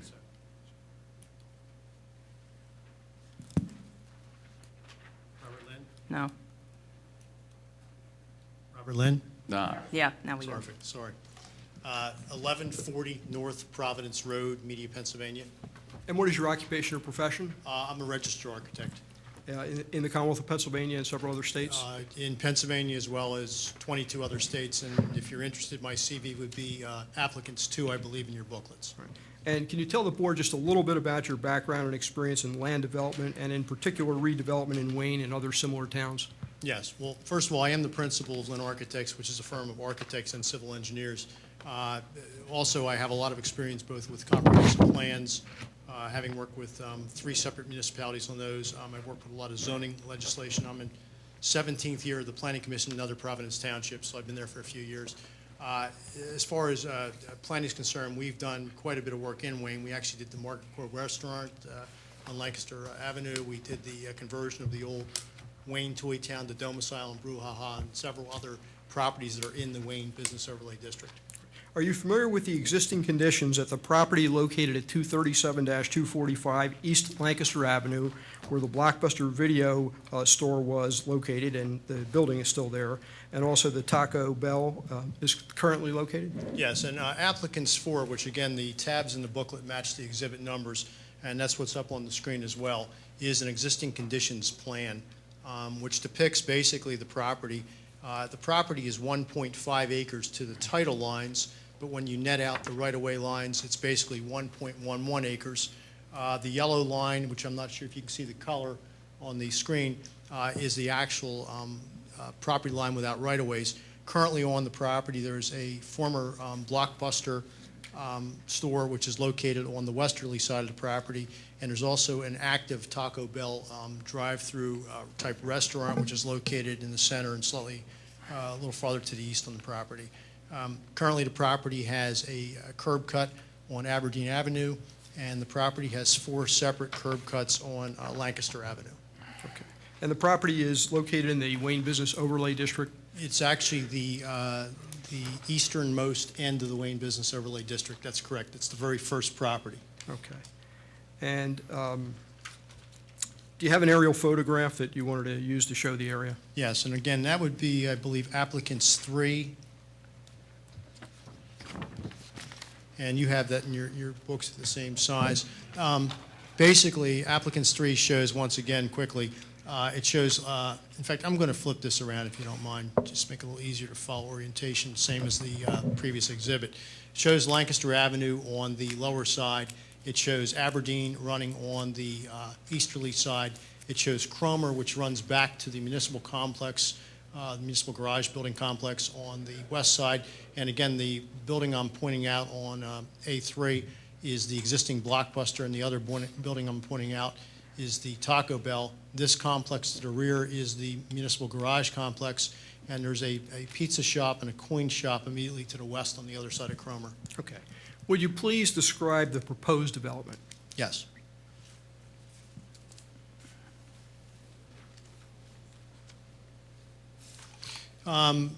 Applicant 6. is a depiction of the proposed development. And again, we're here tonight for the zoning. This, of course, will go through a lot more iterations when we go through land development. But again, applicant 6 shows Lancaster Avenue, which I'm tracing with my hand. It shows a new 14,673 square foot Rite Aid facility on the westerly side of the property. And that facility is actually located farther off of Cromer than the existing Blockbuster. The Blockbuster was approximately 6 feet off of Cromer. This is approximately 18 feet, so we pulled the building back off of Cromer. It shows the 41 parking spaces on the easterly side, accessed by both Aberdeen and accessed from Lancaster. And the subject of the nice discussion actually also shows the proposed drive-through on the rear of the building, which is a single-lane drive-through, which starts its traffic pattern over on the easterly side, proceeds to the drive-through window, and then exits to Cromer. Okay. Now, with regard to the access, there's an access from Lancaster Avenue, one access instead of the 4 that are currently there. Is that correct? There's a reduction from 4 curb cuts to 1 curb cut. That's correct. And there's still an access from Aberdeen? That's correct. And then the exit only onto Cromer? The exit only on the Cromer. Okay. And do you have a image of the building? That's one of the exhibits in the packet. I think this is A7. It is A7. Again, this is the conceptual image thus far of a proposed Rite Aid, which takes a standard Rite Aid footprint but tries to work it to more of a human scale, tries to capture a little more of the spirit of the Wayne Business Overlay District in that it's not a big box store. It articulates several masses in some capacity so that it's broken down into a facade that has a lot more interest and some undulation. Again, in the WBOD, there's a mandate that we build to the Build 2 line, so this building will be very close to the sidewalk on Lancaster. There's actually numbers in the ordinance relative to where you place it for each individual street. And this particular one has been cited at the Build 2 line, and there's also an encouragement that you then further articulate the Build 2 line, you undulate in and out off the line. So this is the concept image that we're working on. Okay. And the proposed drive-through is for prescription medicine only. You can drop off a prescription or pick up the medicine. That's it? That is what it's proposed to be, yes. Okay. Now, have you reviewed the relevant provisions of the Wayne Business Overlay District? Yes. And I'm talking about the ordinance, I'm sorry, the ordinance for the district. Yes, I have, yes. Now, I'd like to take you down through some of the standards and criteria specifically set forth for the proposed drive-through. These are the standards and criteria for a special exception for a drive-through. And ask you a series, there are about 8 standards and criteria. I'm going to ask you those questions. Will the proposed drive-through be used for drop-off of prescriptions and pickup of prescription medicine only? I think I just asked you that, but the answer is yes. That's correct. Is the property a corner property with frontage on one or more streets in addition to its frontage on Lancaster Avenue? Yes, and what Mr. Petrose is starting here is the new ordinance 2010-15. These are the exact sequence of the 8 constraints that this project must meet in order to be granted a special exception. So that's actually the number 1 constraint, I believe. Will the drive-through be located on the rear or a side of the building which does not face Lancaster Avenue? Yes, and let me go back for 1 second, if I could, to applicant 6. Again, the drive-through is strictly on the rear side, the northerly side of the building. It is actually physically invisible from anything whatsoever on Lancaster Avenue because of the way it's been sited. Okay. I guess that takes care of, will the proposed drive-through be located so as to minimize its visibility from Lancaster Avenue? You won't even be able to see it from Lancaster I think the word invisible is the operative word. All right. Is adequate buffering of the drive-through proposed to further minimize its visibility? Yes, well, there's landscaping and a 6-foot stockade fence proposed to the rear. But frankly, what we're actually buffering ourselves from are the garage doors in the municipal garage, so I'm not sure who's buffering from whom, but we certainly have a buffer to the rear. Okay. And how many drive-through lanes will there be for dropping off and/or picking up prescription medicine? There is a single drive-through lane, and perhaps maybe I could show an applicant's exhibit for that.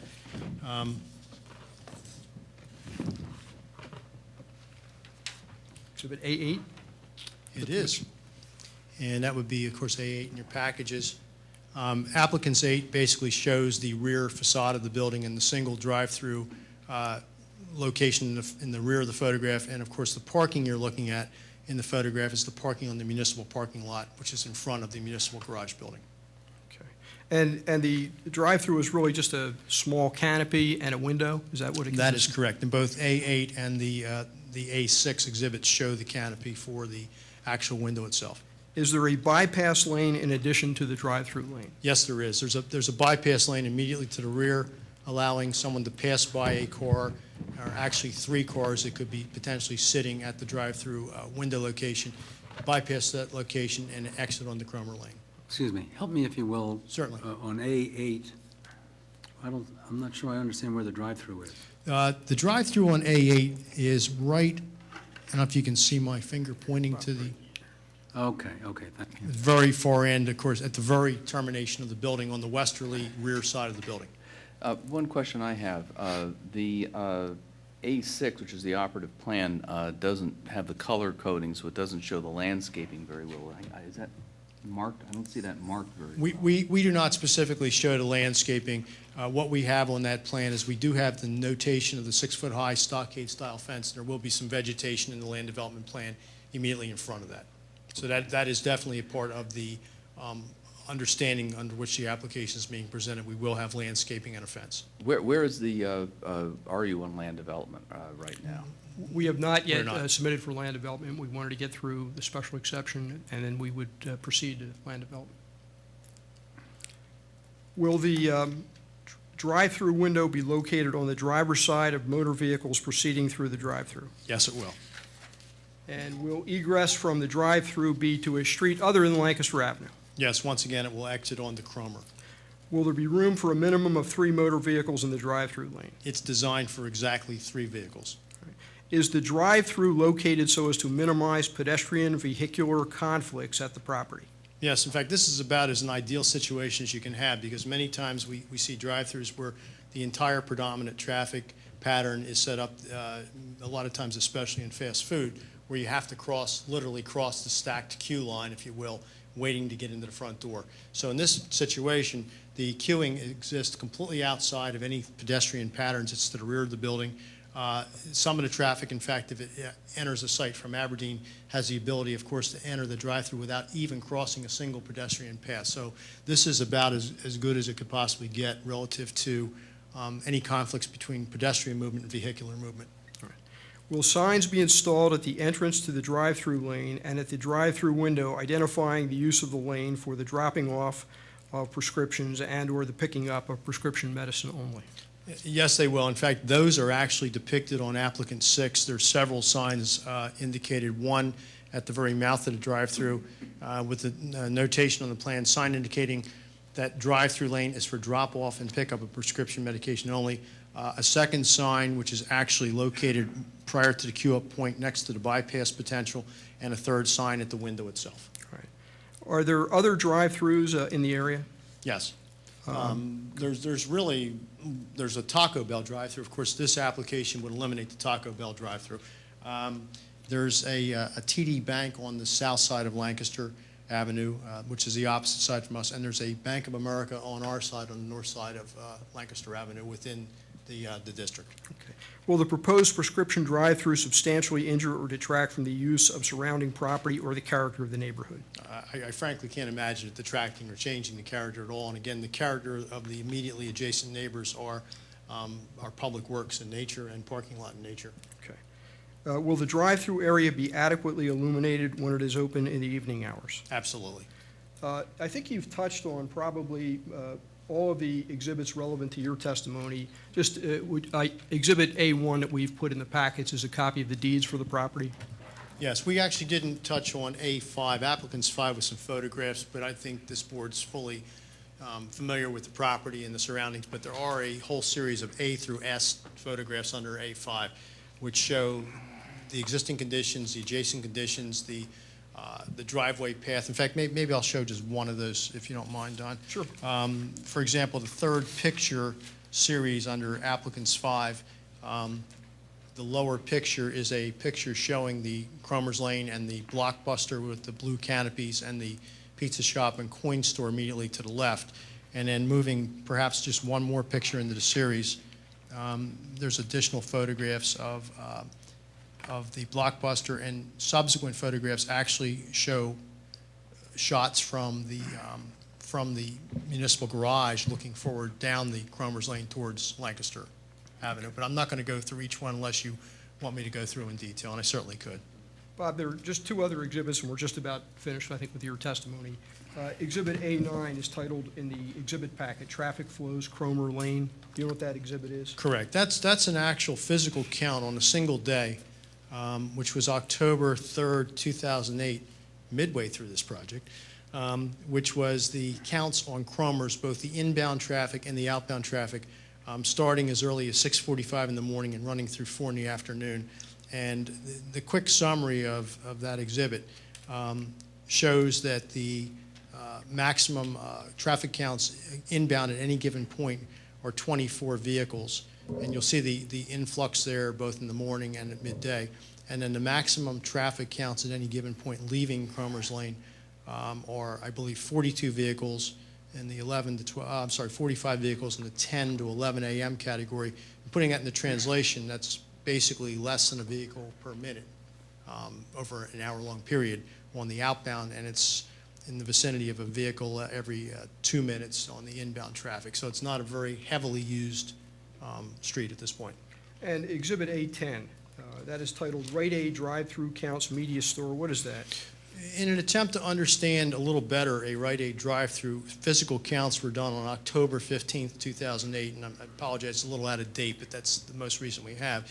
And the media drive-through is actually a 2-lane drive-through. And it has basically counts, as you can see, 8 o'clock in the morning of a single pickup, and I won't go through the whole list, but in the course of 8 a.m. to 5 p.m., there were 24 people picking up prescriptions. And since this particular drive-through separated pickup and drop-off, it was easy to tell who was going where by signage, and there were 6 people dropping off prescriptions to be filled. So trying to give you an idea of another Rite Aid, which is actually at the intersection of Baltimore Pike and Beatty Road in Providence. It's a three-street intersection in Mediaborough as a comparison. Is that drive-through closes at 5 p.m.? No, we only ran the counts through 5 p.m. We were simply trying to get an idea of the number, so we did not run them through 8 o'clock at night, for example. Isn't it, after 5, the traffic is much more heavy on Lancaster and around that area? Traditionally, what we understood in talking to the people at Rite Aid, a lot of the drive-through, first of all, the pickup is heavier than the drop-off because a lot is a doctor's office calling in a prescription. And if prescriptions is filled, and then somebody who doesn't want to exit the car for any one of a number of reasons, whether it's for themselves or the children in the car, traditionally picks it up. So that's why it's skewed between pickup and drop-off. Traditionally, they indicate to us the heaviest volume is actually during the daylight hours because most of the doctor's offices have called in the prescription, the person leaves the doctor's office and goes over and picks it up immediately before returning home. So again, we could certainly extend the counts, but the numbers, as you can see, are relatively light. As important as this concept is to Rite Aid and all the pharmacy chains, frankly, and we've worked for other pharmacy chains, the numbers are not heavy numbers at the drive-thrus. Is it 24 hours? No, No. It's not 24 hours. It is not. Yeah. And the traffic engineer also made observations about Cromer, and I think you'll hear testimony that most of the traffic on Cromer is the public works, which is very early in the morning and then fairly early in the afternoon. So that's But what. when you look at the numbers over the course of an entire day, and the actual prescriptions in the media location are actually higher. The total script count in the media location is actually higher than the current location in Radnor Township. So it's not as though it's an unusual store in Mediaborough. Those are all the questions I have for Mr. Lynn. Does the board have any questions for the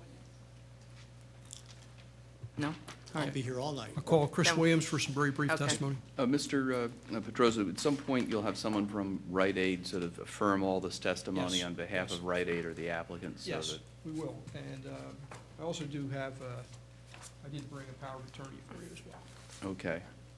Well, do we need it? No, I don't think so. I think he's. If you got a Rite Aid representative here, I don't think we He's need the director of power real of estate. attorney. Right. Pardon me? He's director of real estate. I think we don't need the power of attorney. All right, Chris Williams?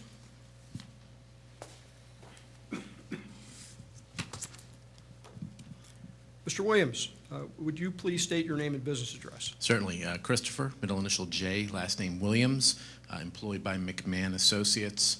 I'm an associate with the firm and general manager of our Exton office located at 840 Springdale Drive, Exton, Pennsylvania. And you are a traffic engineer, are you not? Yes, I am. And your resume is attached in the exhibit packets as Exhibit A13, is it not? Yes, Exhibit A11. Oh, I'm sorry, A11, yes, thank you. And you've previously testified as an expert traffic engineer on many occasions? Yes, I have. Have you reviewed the zoning plan, which we've presented as Exhibit A6 for the proposed Rite Aid at 237-245 East Lancaster Avenue, where the Blockbuster and Taco Bell are located? Yes, I have. And are you familiar with the property? Yes, I am. Please describe the current usage of Cromer Road. Cromer Road, similar to some of Mr. Lynn's testimony, Cromer Road is a very low-volume road. The majority of traffic using Cromer Road is related to the Township's Public Works Department.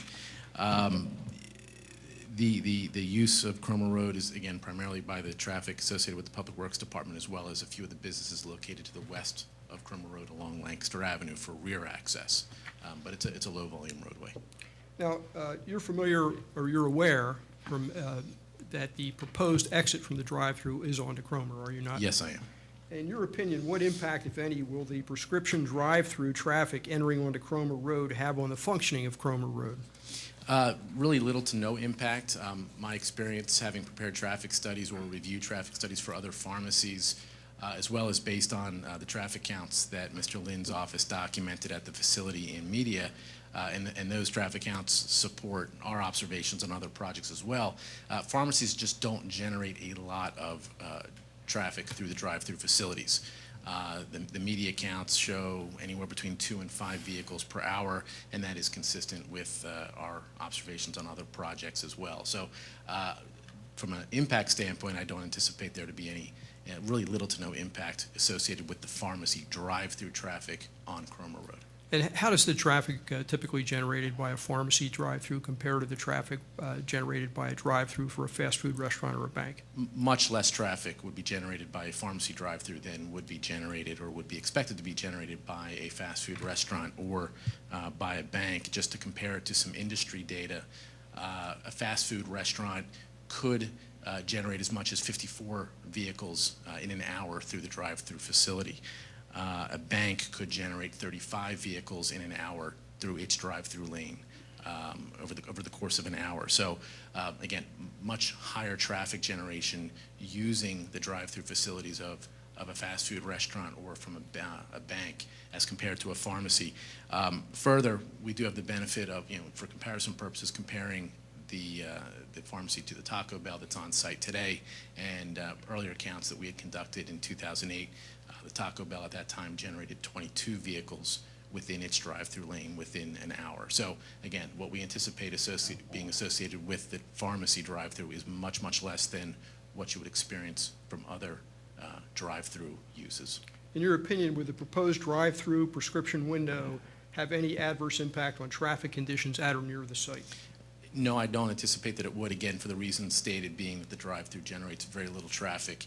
We would not anticipate any adverse impact. And do you concur with Mr. Lynn's opinion that the proposed drive-through lane is located so as to minimize pedestrian vehicular conflicts at the property?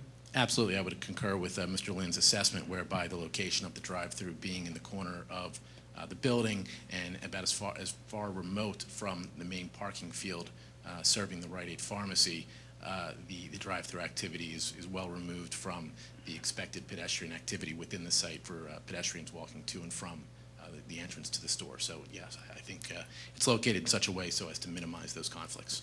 Those are all the questions I have for this witness. Any questions from the board for this witness? No? All right. Next. I would just call Mr. Newland, the Director of Real Estate for Rite Aid, to concur with the testimony and adopt the testimony that's been presented. Sir, would you spell your last name, please? N-E-W-L-I-N. Mr. Newland, what is your business address? 67 Longacre Drive, Collegeville, PA, 19426. And what is your position with Rite Aid? I'm the Director of Real Estate for Pennsylvania, New Jersey, Delaware, Maryland, and Washington, D.C. Okay. And you've heard the testimony that has been offered by Mr. Lynn and by Mr. Williams here this evening? I have. And do you concur with that testimony and accept it on behalf of Rite Aid? I do. All right. Questions from the board? No? Okay. Thank you. Just move for the admission of our exhibits unless the board has any questions. Thank you. Any questions from the board on anything? Want to read that thing? Which thing? I don't have it, but I don't think it's there.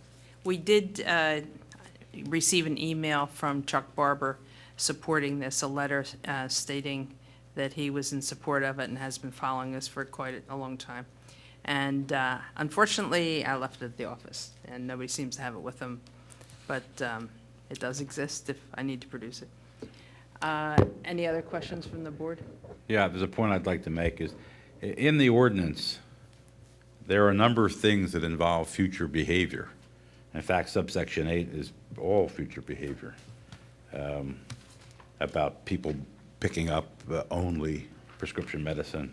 This isn't a place to go to get your quart of milk, or something like that.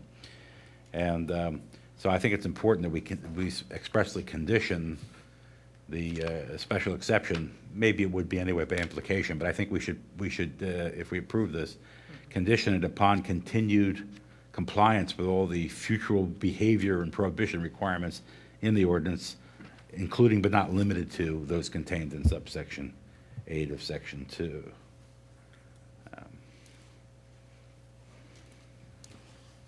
Yeah, and you Does the applicant have any problem with that? No. Any- No problem. All right, are there any questions or comments from the audience?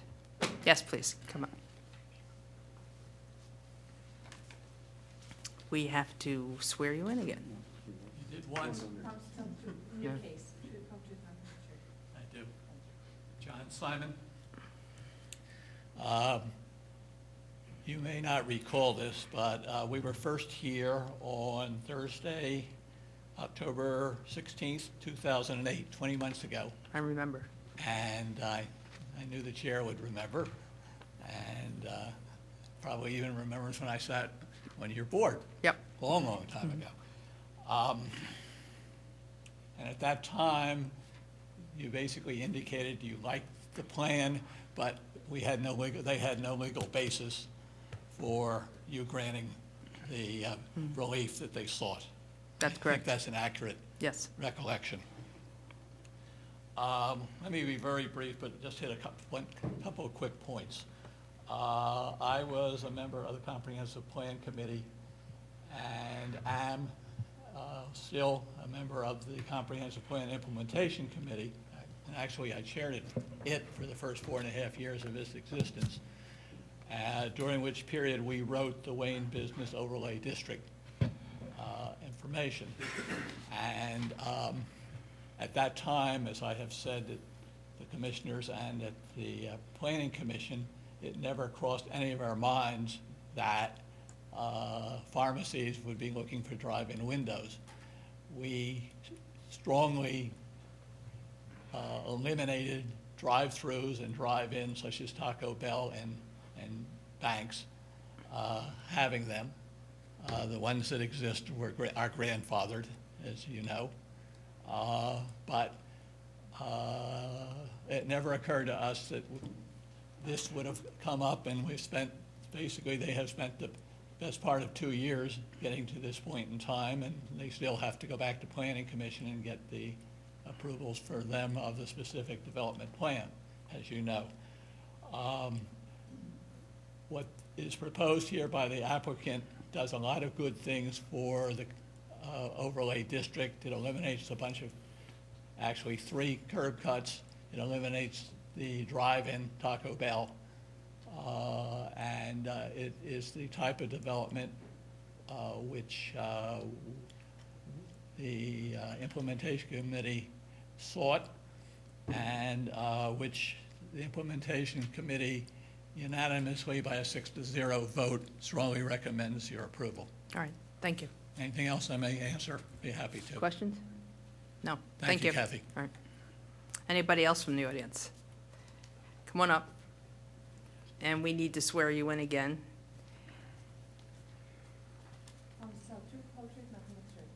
I do. Say your name, please.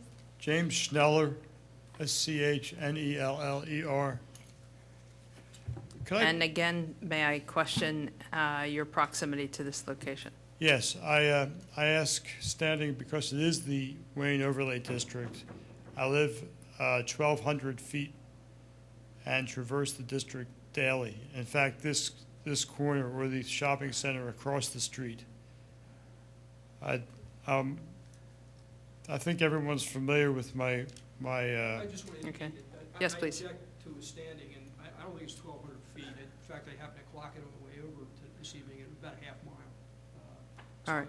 I'm not sure. All right. if I'm getting 1,200. Well, why don't we give you a minute or two to state your point, and we'll give it the weight it deserves. And you could surprise us by saying we should do this. I'm waiting for that day. I have to ask that somehow or other the record before the Board of Commissioners be part of the record. It certainly was integral to that proceeding that you had previously advised that it not be here until perhaps something was done with the code. And I wish that the record could be part of this proceeding. Which record are you referring to? Well, the Board of Commissioners hearings on changing the municipal ordinance to allow. Well, I this- think the fact that the ordinance was changed, it speaks for itself. We go by the ordinances that exist, which is why we did not approve this the first time around. The ordinance now exists, and we take that into consideration. I then proceed to my issues with the proposed special exception. I'd like to remind the board that we're dealing with not a variance, but a special exception, and the criteria are and the thresholds are high, and I don't think they've been shown. Actually, we went through the criteria step by step, and I believe they meet every one of the 8 and have agreed to the other items to continue the behavior as Noah brought up regarding it. And this is the way this type of thing is handled, on approval of the zoning board.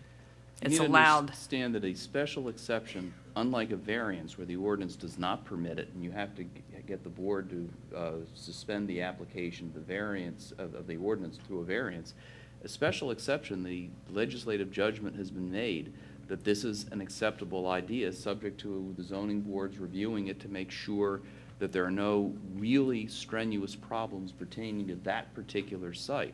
But by amending the code to provide for the special exception, the commissioners have provided the legislative judgment that did not exist the first time around, that this presumptively is an acceptable feature. Right.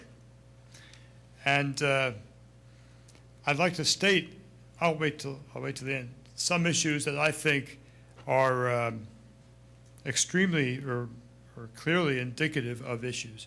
And the first one is the situation with the drive-in, with the driveway on Aberdeen Avenue. I've been using this for 30 years, and it's a known public issue that this drive-in driveway for the existing Taco Bell, which is about here, ever was there. They didn't need approval. Well, that will all be reviewed in the planning commission, the traffic patterns through here. I understand, but you've heard testimony, and I say there is a negative and a looming issue of huge and fatal consequences to this particular exception. I mean, this is the worst place for a drive-in, and because so many people have said that a drive-in is possibly, well, it's always been there, why not continue it? That's absolutely wrong, because public opinion has been that this drive-in has been a traffic nightmare for the duration, and a pedestrian. You're talking about the Taco Bell drive-in? Yes. Okay. That is going away. This is a different issue. The traffic pattern, as I stated tonight, was about 22 customers per hour. This is maybe 1 to 2. Well, So, plus, if they were getting a prescription, whether they have a drive-in or not, they would drive in, so the same number of cars would be going there.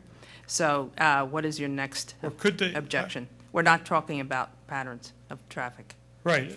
However, I object to the evidence, and it's been objected to all along down the way of, number one, the statistics being based on, or as closely based as possible on the media store. And I'd like to point out that these types of applications have been turned down in Ardmore. That this is a different municipality. It doesn't matter. Excuse me, Mr. Schneller, do you have any traffic evidence you'd like to put into the record?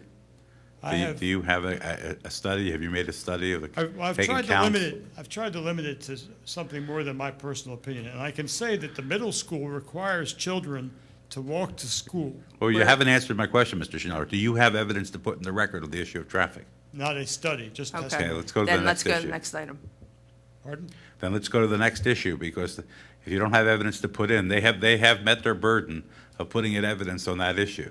Well, not until you've heard mine. Well, you haven't, do you have any traffic study to put in the record? And I would No. also say that you don't have the credentials that their traffic person had.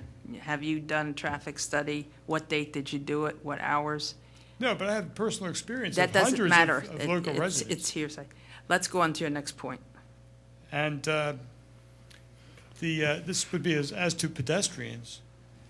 The school children have to walk to school from the two neighborhoods here on the north side of Lancaster Pike. In fact, from the south side, too. There's not only a Catholic school here on this opposite corner, but there's also that rule that school buses will not travel within the town. Now, they cannot go down Pennsylvania Avenue here All right. because there's a incomplete sidewalk. All right. And so this is the sidewalk where the kids walk to school, morning and afternoon, 9 months a year. And the gas station across the street has no curb cuts, so it Mr. is. Schneller, Okay. excuse me, do you have any evidence of any injuries to children crossing that curb cut, that driveway? Any fatalities, any injuries at all? Do you have any evidence of that to present? I do to the not. board? However, the Okay. sidewalk. Next issue No. then, Mr. Okay, Schneller. what is, I have evidence. The sidewalk is unbuffered and is 2 feet approximately in width, with 5 driveways just in the next 100 yards. And an what sidewalk is 2 feet in width? the sidewalk going the underpass under the Amtrak line. Is that on this property? It Is that on this property? Is that part of this property? Yes. It is not part of the property. comes up to this corner. That underpass for the railroad track is not part of this property, so move on to your next point. Well, I was trying to point out that the situation is dire for the surrounding 200 yards. Okay. Do you have anything else besides traffic on this, and your opinion? Yes. If not, I'm really going to ask you to sit down because we have a lot of things to get to tonight. Well, remember, this is entirely relevant. It comes from someone who's lived in this district and shopped here for 6 years and has lived in I've Wayne lived in for this 40 district years. for about 35. Do you walk in this immediate area? When I park my car there, I do. The reason I'm presenting it is because this is, as stated, the eastern limit of the Wayne overlay, which is intended to be a pedestrian-oriented section. This is allowed in the Wayne overlay. I'm talking about the intent. No, it is allowed, period, end of story. Do you have any What other is? points? A drive-through is allowed by special exception in the Wayne overlay. That decision has been made by the commissioners. That's not this board's decision. Well, I'm giving evidence about the feasibility of a special exception. No, it's not acceptable. I'm going to So- ask you to sit down. I don't think you have Oh, any no, you need pertinent the points. evidence because I'm the only citizen who's here to speak about this. Okay, what is your point? And I believe that the word has gone out. There is a strong reason that other citizens aren't here. I've seen them all, 10 to 15 people at every hearing regarding the change in the ordinance. Maybe it's just a bad night. I believe that people are A, apathetic, and/or B, have been told not to be here. Well, I don't know who told them not to be here, and I'm sure that if they were, I know a lot of the people in that area, and they have no problem stating their opinion. I have So, one more point. There are this is your last point. 2 to 3 alcohol license applications for immediately across the street. And I think that's detrimental, and I think Are you that's- afraid of drunks getting run over by the cars as they pull in? I've just described 4 reasons why safety, especially to children, is a prevalent issue. Yeah, but we haven't And got. just as they can claim, and I believe exaggeratedly claim, that people need to have access to their immediate prescription. where Mr. there's- Schneller, let me just say something. liquor licenses are beyond the jurisdiction of this board, and that is all over the place in the law. We do not, especially when they're liquor licenses that don't apply to the property that's in question. We can't take that into account. Of course you can, because the board just approved one. If the board acts on No, it. this board does not approve liquor licenses. We have no authority to do that. But then I'm just simply presenting safety issues. Okay. I think we've heard your concern about safety issues. We will take them into consideration. And now I'm going to ask you to sit down, so we Can I can give please somebody also else. ask that the status of Cromer Avenue be investigated? I'm not sure that it is a public street or has ever been declared a street. And certainly if it's solely for. Matt, is that a public street? Yes, It is a public street, okay. Correct. Matt is employed by the township. He says it's a public street. Before the township took that over, there were residences back there. Yes, so I know. It's been a public street for many years. All right, Mr. Sneller, I would ask you to sit down. And finally, I'd have to say that if the board would please accept the statistics about 3 to 4 an hour cars or up to 7 cars an hour were validly contested in proceedings before the Board of Commissioners. And the comprehensive plan of this township and the master plan of Wayne encourages, if not declares. We have already gone over this point. It is now accepted by the Wayne Business Improvement District that this can be allowed by special exception. That is not up for discussion tonight. This is allowed by special exception. So we take your points. You're concerned about traffic and safety, pedestrian safety. Those items will be addressed at the Planning Commission. That is not what we're discussing here. If you grant. And They're going to be discussed at the Planning Commission, whether we grant it or not, because this goes to the Planning Commission next. But I do beg your denial of this. I All think right. it's inappropriate So and noted. unworthy. Thank you. Thanks. Anybody else from the audience? All right, then you've made your exhibits part of it, so why don't we close the record on this? And Charlie? I would move that we grant a special exception. I would propose we grant a special exception under section 280-53.9A, and also put into the record that they adhere to section 8, I think it was, future use, and it is to be used only for prescription drugs. Correct. Peter? I concur. Noah? Yeah, I concur. There are actually future behavior components in a lot of them. 8 is purely that. But for instance, what if they were ever to shorten up the lane so it didn't handle 3 cars? They have to continue to comply with this as it exists now, or may change in the future. Well, keep in Yeah. mind, we will have to tie our approval to the plan in A6, which actually fixes the lane. They can't monkey around with that without coming back for approval on that. Yeah, but I think they are providing for stacking of more than what the ordinance requires. So I'll put that in, if as a result of the planning process, it gets shortened up, it still meets the ordinance, I don't think that's anything we should object to, as long as it continues to meet the ordinance. you Okay, know. I just, as a matter of practice, when we have a plan and a plan is appropriate, I tie our approvals to a plan just because that's something we looked at. I mean, if the board doesn't want me to do that, I won't do that, but I normally tie our opinions to our decisions. I mean, in this to a case, plan. might that not be dangerous? Because if in the planning process they do alter the plan, do we have to go through another hearing? Do they have to go through another application to modify that? I mean, as long as it continues to comply with the requirements of the ordinance. Now, I think it needs to comply with the plan they presented to us. We've done that in the past. Yeah, if they have to And come I back, think they have to by come us back. changing that, yeah, we're approving the plan that's here. No, I think it should state that the plan that we approve is the one that was submitted is A6. P6, correct? A6, right? If I don't want to be out of order, but if I can just comment on that very issue that Mr. Cutler raised. I see lots of approvals of zoning hearing boards that are approved, subject to the plans and exhibits that were submitted.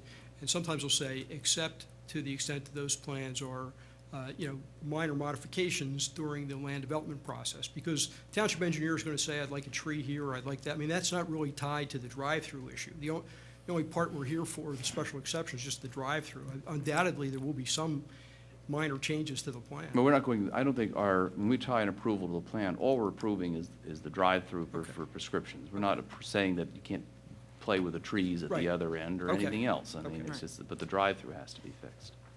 Court? I concur I with agree. that. I concur also, so it's passed. Okay, next item, Appeal 2834. Thank you. Thank you. Applicant John D. and Catherine McLaughlin, located 813 Milmar Road, Newtown Square, zoned R1 and is a corner lot, seeks to construct a one-story addition off the kitchen of their home. If considered a side yard, the addition would comply with the side yard setback requirement, but violates the requirement if a rear yard. Applicant requests a variance from Section 280-15E of the code or contends that relief is permitted as of right. Nick? Yes, thank you. As the application states, this is a corner lot. They intend to put a one-story addition on that would enlarge their kitchen. Norma, if you want to swear them in. Would you like to raise your right hand? Should you solemnly swear or affirm the testimony you're about to give will be the truth? And state your names, please. Catherine S. McLaughlin, MC. Your middle name is S. McLaughlin. John D. McLaughlin. And Catherine, we'll go with you. I have a list of exhibits here. The first one is the application, and the second one is the deed, correct? That is correct. And you acquired the property in 1998? That's correct. You and your husband, John? Correct. And who do you currently live there with? My husband, John, we have four children. Four children, ages 13, 11, 7, and 4. And when you purchased the property, how many children did you have? We had one. Okay. And one of the issues here is actually a sanitary sewer line is referred to in the deed, correct? You have a sanitary sewer line that's very near your driveway and garage? That's correct. And we'll indicate that on the plan. I'm going to show you what's been marked as A3, and is this the actual plan for the property?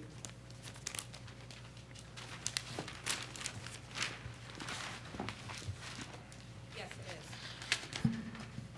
And if we're looking at it, it's a corner lot, Milmar and Goshen Road, correct? Correct. And the house, the area of the kitchen is in this location where I'm pointing to? That is correct. And the addition is actually an addition to the kitchen, and what else is the purpose of the addition?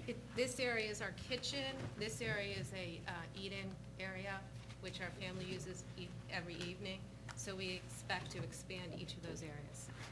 And it's a one-story addition? That's correct. And how many bedrooms and how many baths? We have 4 bedrooms, 2.5 baths. And how many square feet approximately living space?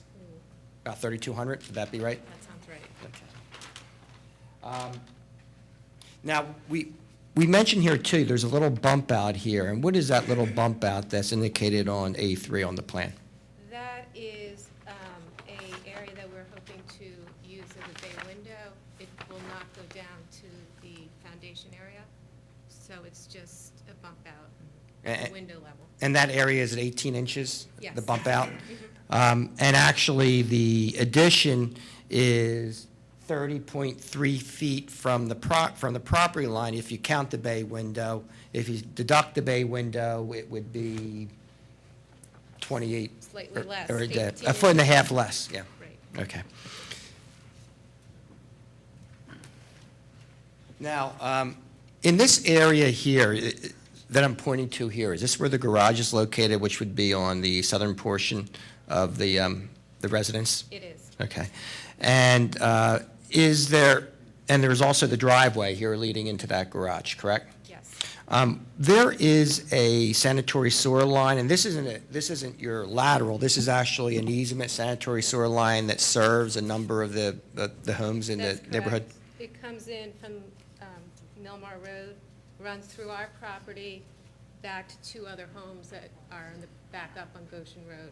And actually, we show a manhole here in the right-of-way, on your property in the right-of-way. And do you know how far that manhole is from your driveway?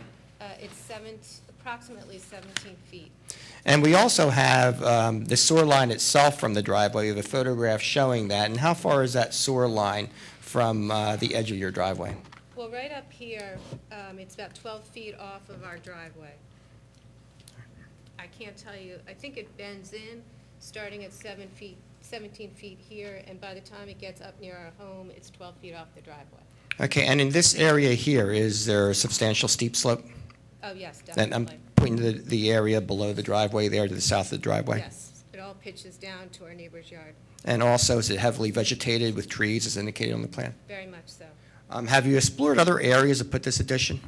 We have. We had explored coming out this way initially, and then that's when we found out about this easement, and that creates obstacles for us.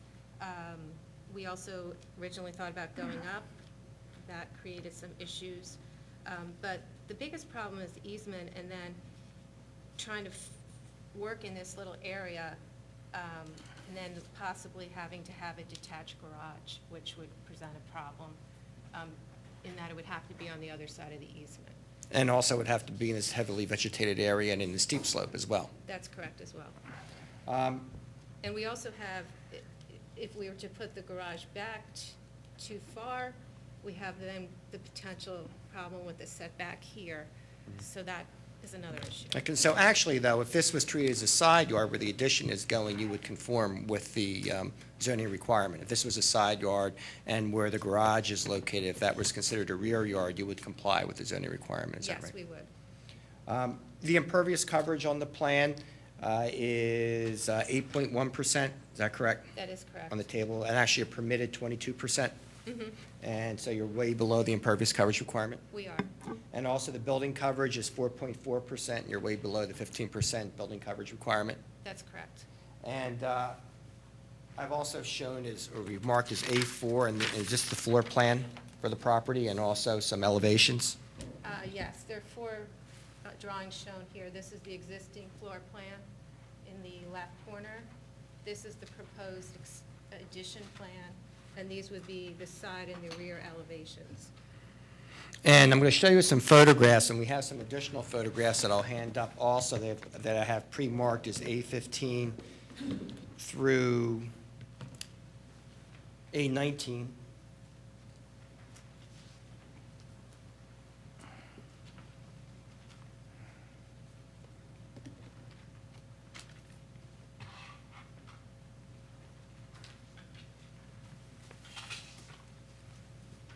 Now, first, showing A5, that's the front of your home?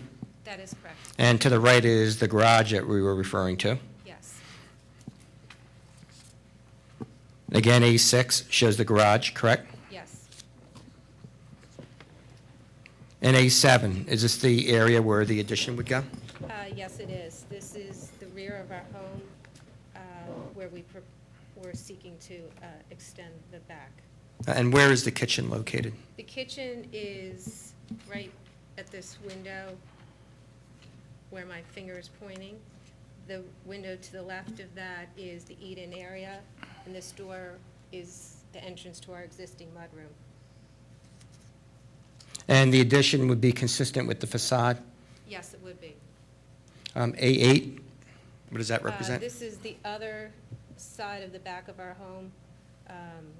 So it's looking down towards the garage.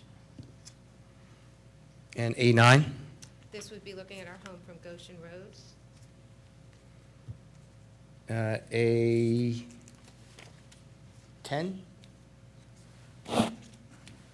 A10 is a shot from our upstairs. The reason this was taken was to show the buffer between our backyard, where we're proposing to put the addition, and our neighbor. As you can see, it's heavily screened. A11? Same thing. This A- is another shot of A12? our backyard, Mhm. just a different angle. And A13 again? Yes, and you can see our neighbor's yard, is well shielded. Okay, showing you, and A14 again. Same thing. Same thing. Showing you A15, there's one picture's that manhole there at the upper left portion, is that correct? That is correct. And that's showing in its relation to the drive? Yes, the driveway's here on this side, and the distance between those two items is 17 feet. the other side of our driveway. Okay, and this is just FiOS cable equipment, is that what that? That's Verizon, that's Okay. cable. Then how about the significance of A16? It looks like a little flag sticking up there. Yeah, And let me ask you this, the bottom part of that photograph, is that where your driveway is? That is correct. Okay, that's the edge of your drive? Yes. Okay, and that little flag? We learned a number of years ago when we had a backed up sewer that we have this easement here, and found out that that's where our sewer cap is that runs off from our house and joins to the main easement line, and that's what that flag represents. So we know exactly where the sewer cap is. It's 12 feet from the side of our driveway. A17?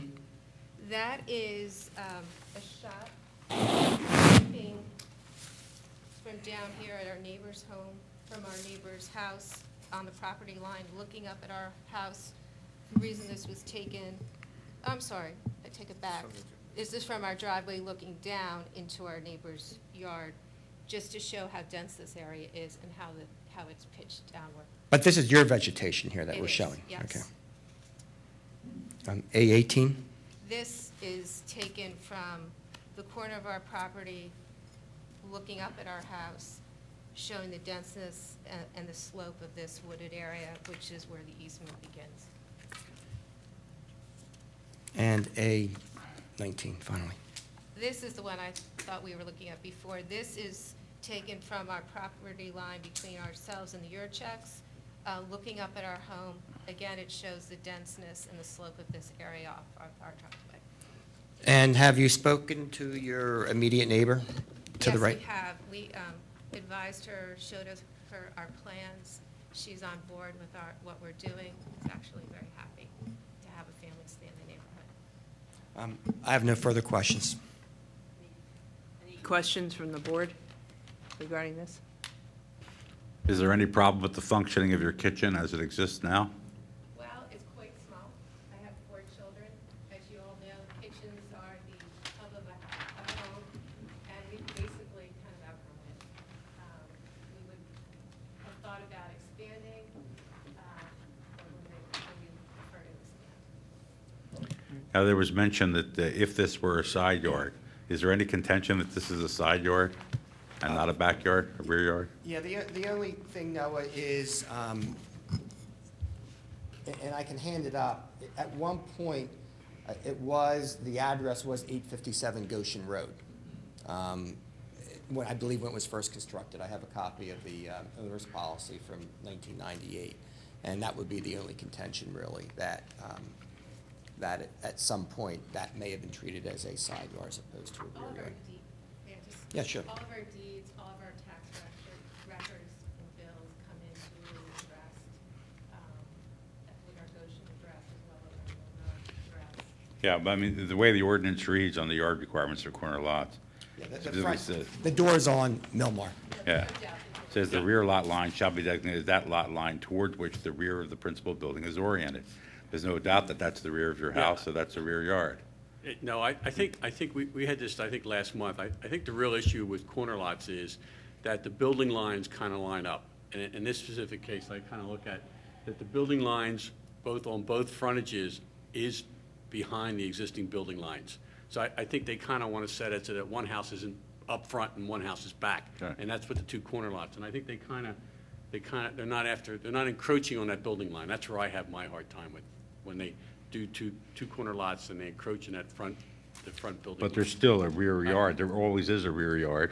I understand, and that's kind of where we have to determine whether that's a hardship or not, at least in my mind. I mean, nothing's changed since the time you bought the house there, has it? No, it hasn't.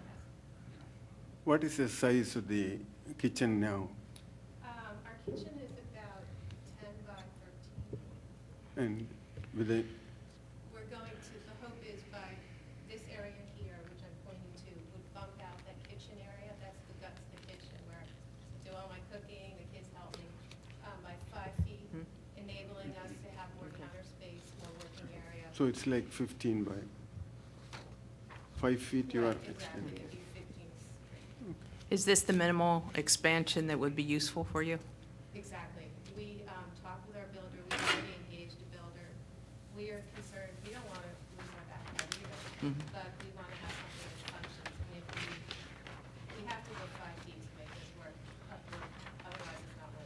Mhm.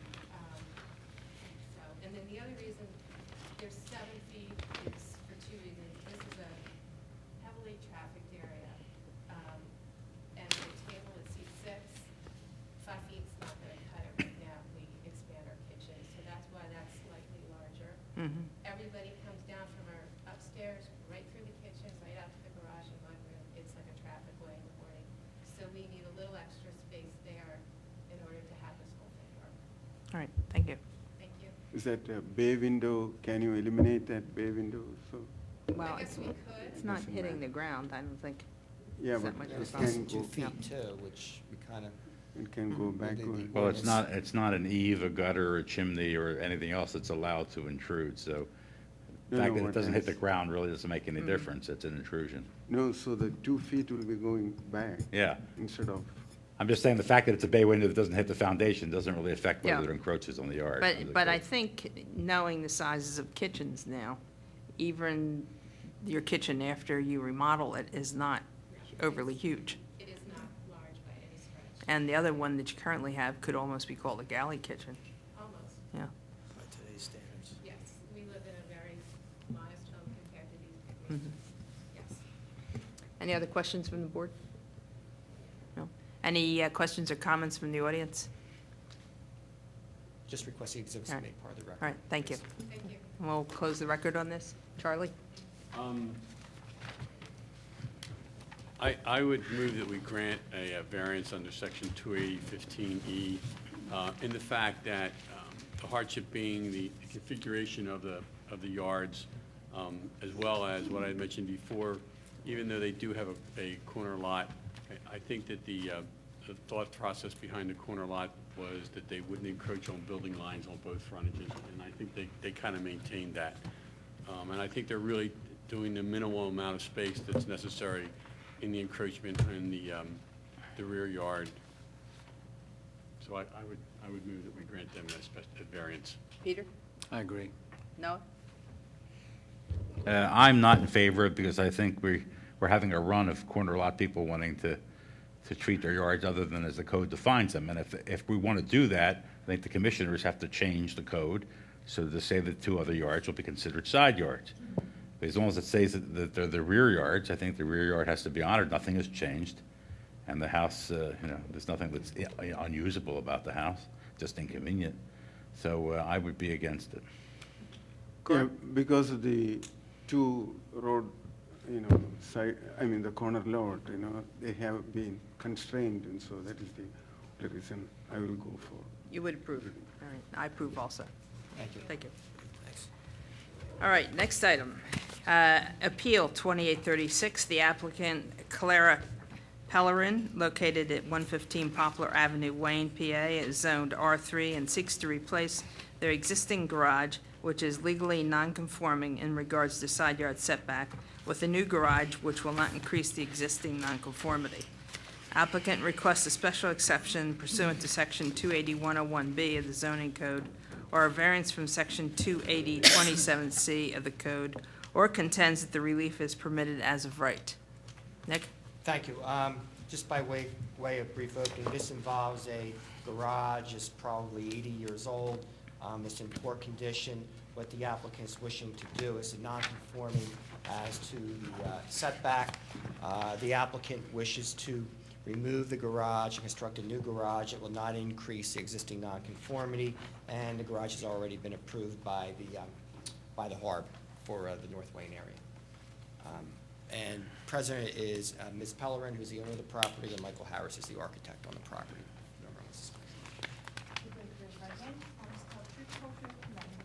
I do. And state your name, please, Lauren.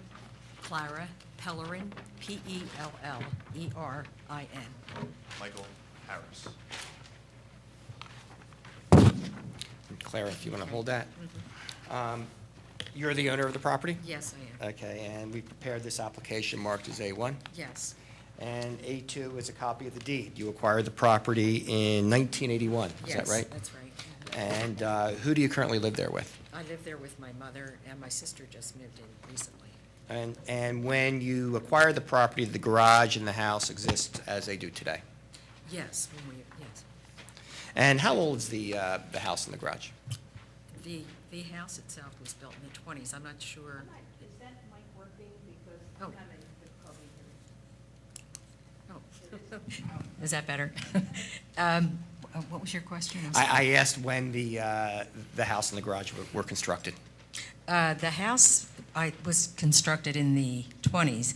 The garage, I'm not sure of. I think it was constructed at that time, probably. One of the neighbors that I spoke with, that still lives on Poplar Avenue, told me that when they moved there in 46, the garage was there, for sure. And what is the current condition of the garage? It's in bad condition. The original construction, the right side of the garage does not have any foundation, and it's leaning, and each year it gets further and further to the right. And the roof itself is beginning to cave too, and it's bowing in the back. It's in bad condition. Now, I'm going to show you what's been marked as A3, and this shows the actual existing garage, is that correct? Yes, that's right. And that's a one-story garage, and what you're proposing is also a one-story garage? No. It's two-story? Two-story. Okay. Two-story. Mhm. And the second story would be for For 1.5, I'm sorry. Oh, 1.5, Right. and it would be for storage. Okay. And the existing garage is 4.4 feet from the property line? Yes. The side uh-huh, property line? Yes. And it complies by a lot with the rear property line, correct? I believe it's Right, yes. 36.9 feet from the rear Right, property line. right, mhm. And is that currently a one-story or a two-story garage? It's one story. I mean, excuse me, is it one-car or two-car garage? It's classified, it's on the deed, it says two-story, I mean, a two-car garage, right?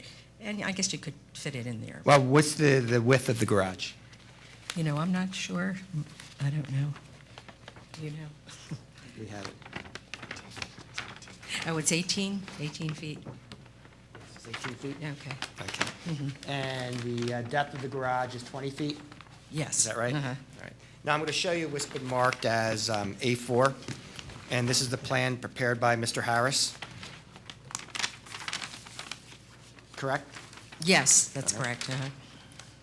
And it shows the garage again in approximately the same location, correct? It shows the existing garage cross-hatched. Yes. And then it shows a proposed 20 by 25-foot garage. Yes, we want to be Correct. 5 feet at that. And we're using the same side.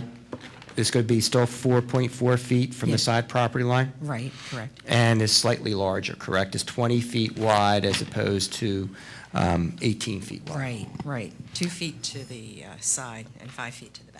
The current garage, do you store one car in it or two cars? One car. Okay, and how about this proposed garage? How many cars do you intend to store in it? We'll have 2 cars, my sister's car and my own. Okay, and also on this plan, it shows some of the elevations, is that correct, of the garage? Then we'll have Mr. Mhm. Harris describe that. Yes. Uh-huh. All right, and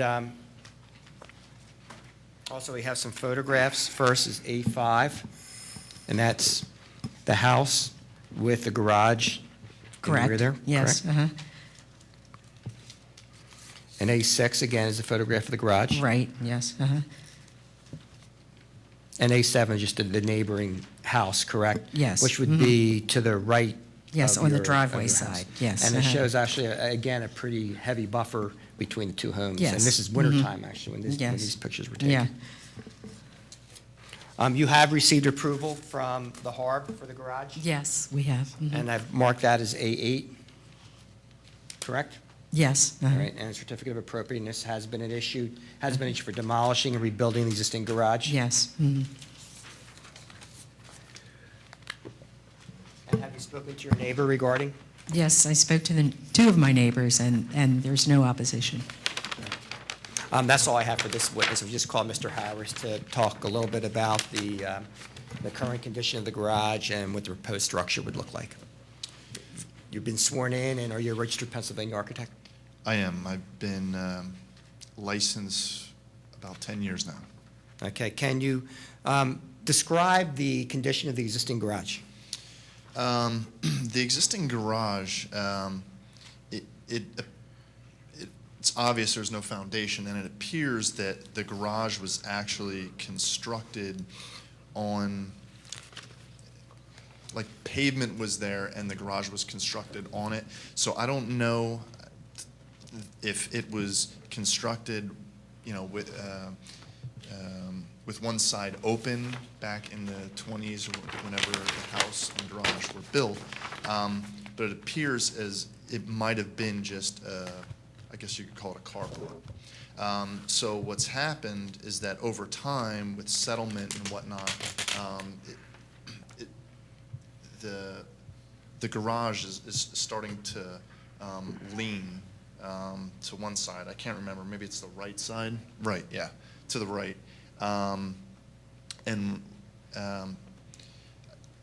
Can't really speak why, if it's just age or if it is the foundation or if it's groundwater because of the area we're in. Yeah, I mean, it's definitely a candidate to be replaced. Okay, is it possible to just put an addition on this, on the garage, and have it be feasible in sound construction? If you can find me a structural engineer that we could hire, perhaps, but I don't believe so. Okay. And how about the proposed garage? What would be its appearance? The proposed garage, as has been on the record, is the width is being changed from 18 feet to 20 feet, the depth from 20 to 25 feet. The garage, before we went before HARB, and it was the owner's intent to remain as close to what is currently there. The siding, trim, and actually HARB altered the pitch of the roof, and to break down the scaling of the garage, there was a window added on the front, which is not there now. Right. Yeah. And the type of materials that would be used? Just vinyl siding to match. Okay. And this is not any closer than to the side property line than what the existing garage is? No, it is not. Okay, and there's no problem with setbacks on the front or the rear of the garage? No, because the rear setback is 31.9 proposed, so, and 10 feet's allowed. So. If this were not replaced, would it fall down on its own? I'm not a structural engineer. I don't feel comfortable answering that. May I ask the homeowner that question? Sure. Clara? My opinion, I guess over time it would, because it keeps leaning. And It's leaning? If you look at the garage, if you walk up the driveway and look at it, it's very obvious that it leans to the right. Okay. And I would assume that in time, it would just fall, I think it would fall down. Because you can see the roof too itself going in. Would you be able to put a new building on this without putting in a foundation first? In other words, this building would have to be removed to repair it, because it's not good building practice to put Correct. something up without a foundation. Correct. Is that correct? Yes. All right. Thank you. Any questions from the board? With regard to this plan, it shows the 4.4 feet distance to the slide line of the existing garage. As you continue back, is that distance maintained? Is it parallel to the sideline the whole way? To the best of my knowledge. And the it new is. one will be? Oh, it would have to be. Absolutely, yeah. And the absolutely. new one will maintain that.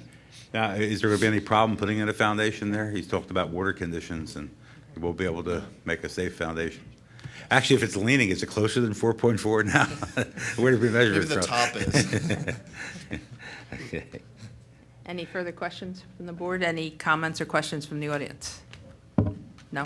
Okay. Just requesting exhibits to be part of the All record, right. please. Thank you. We'll close the record on this. Peter, you want to take this one? I move that we vote to approve the special exception pursuant to 280-101B, not increasing the existing nonconformity.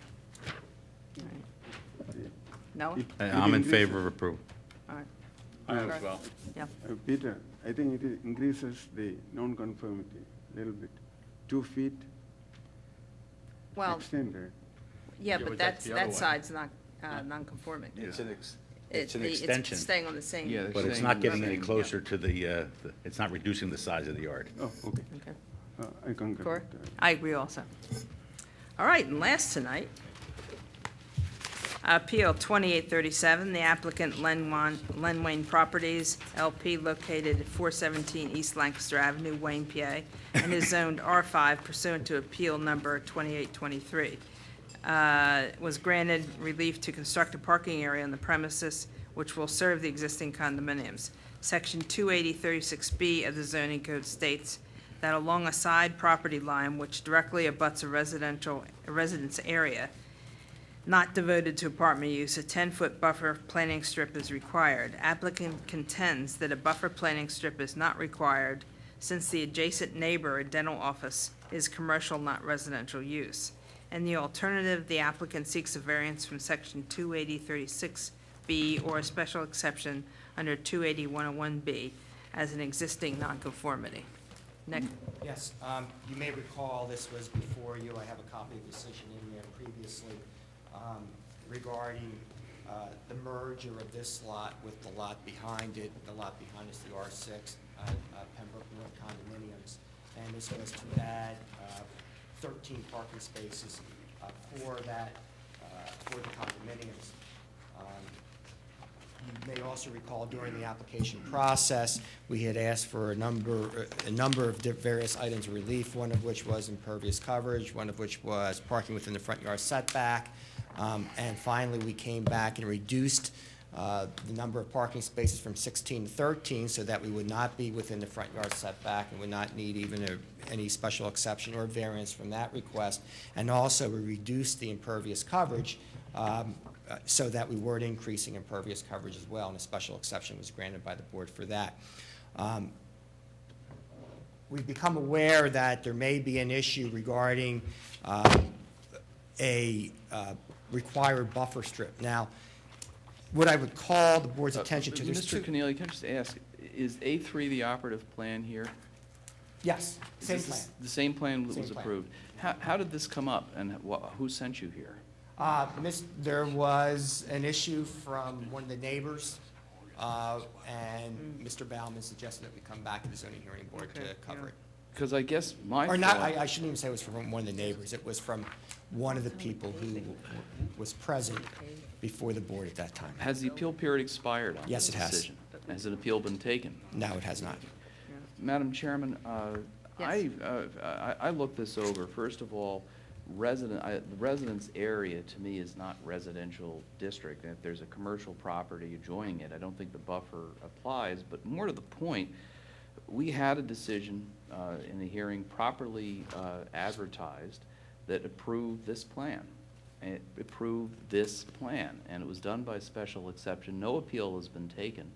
And my understanding of the law is that when the period is expired and you've clearly approved something, it's approved. We didn't put anything in terms of limiting it to special sections of the ordinance, as sometimes we do, for example, where we say we'll allow you to extend into a side yard, but that's all we're letting you do, and the idea is to keep that from picking up impervious coverage or something like that.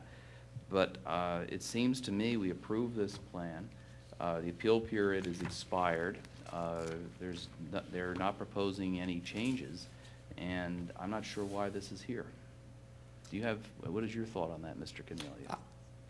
First, my first reaction is, and I went through the code and started pulling out the difference between a residence area and a residence district. And almost every section of the code, when you're talking about a buffer strip, talks about a residence district. Now, this talks about a residence area, and since this is next door to a commercial area, it's not a residence area, and I did not. Well, the question in my opinion, I'm raising was- is different. We've given an order. Once the appeal period expires, if the order was improperly granted, it's still is still binding and not subject to challenge. It seems to me we're challenging an order which did approve this plan. And there's no reason to challenge it? I don't think it's susceptible to challenge. First of all, I think that what the board did was right. I don't think residence area is the same as district, but we thoroughly chewed this this one over in at least 2 hearings, if I recall. There were at least 2 of them. And we've granted a decision that approves this plan, which was part, the plan, by the way, was worked through in conjunction with discussions arriving from those hearings, and we approved the plan. So I'm not sure that this is something that, yeah, we approved this specific plan with a specific configuration. This is not like the one for Agnes Irwin, where another issue came up that, we had to come back and chew out because that, hadn't been included in the approval. Here is the plan. We approved the plan. I'm not sure that under these circumstances, and I wouldn't want to, go beyond the circumstances of this case, but under these circumstances, I am not sure there's a need to revisit the approval. Nick, who sent you to us? Matt suggested that we come. Matt, why do you feel that this needs to be addressed? Well, when this individual brought it to my attention and I reviewed the code, thereupon I conferred with our solicitor, John Rice, and him and I reviewed the zoning code and believed that this individual's concern had merit. Okay. And I wanted to err on the side of caution and All bring right. this back before you, before we approved or before engineering approved any grading permit application. John, what do you think? Let's say that the solicitor was correct and it should come back, but shouldn't it have been appealed? If that person had an objection, would that appeal have to have been made for it even to be heard? I think in these circumstances, it was reviewed by the township before, was, presumably, was sent for the relief that was requested. It was published for variance relief as well as special exception relief. The order approves this plan. The order of the decision approves this plan. And under these particular circumstances, I question very strongly whether we need to be here. Now, we could, decide in the alternative, but I don't think they need any further approval. Okay. Your recommendation then is not to hear it and just say that we approved it and that's Where are it? you with the land development? Do you have any land development No, not yet. applications? So you're going to go into land development, right? We were going to merge lots. Yeah. Actually, we may not need land development. It won't because we need- can merge a it lot. won't Is it need just land going to need a development. grading permit, that's all it needs? It's going to need they need to submit the demolition permit and then go to engineering with a grading permit. So you may never have to go through the land development process.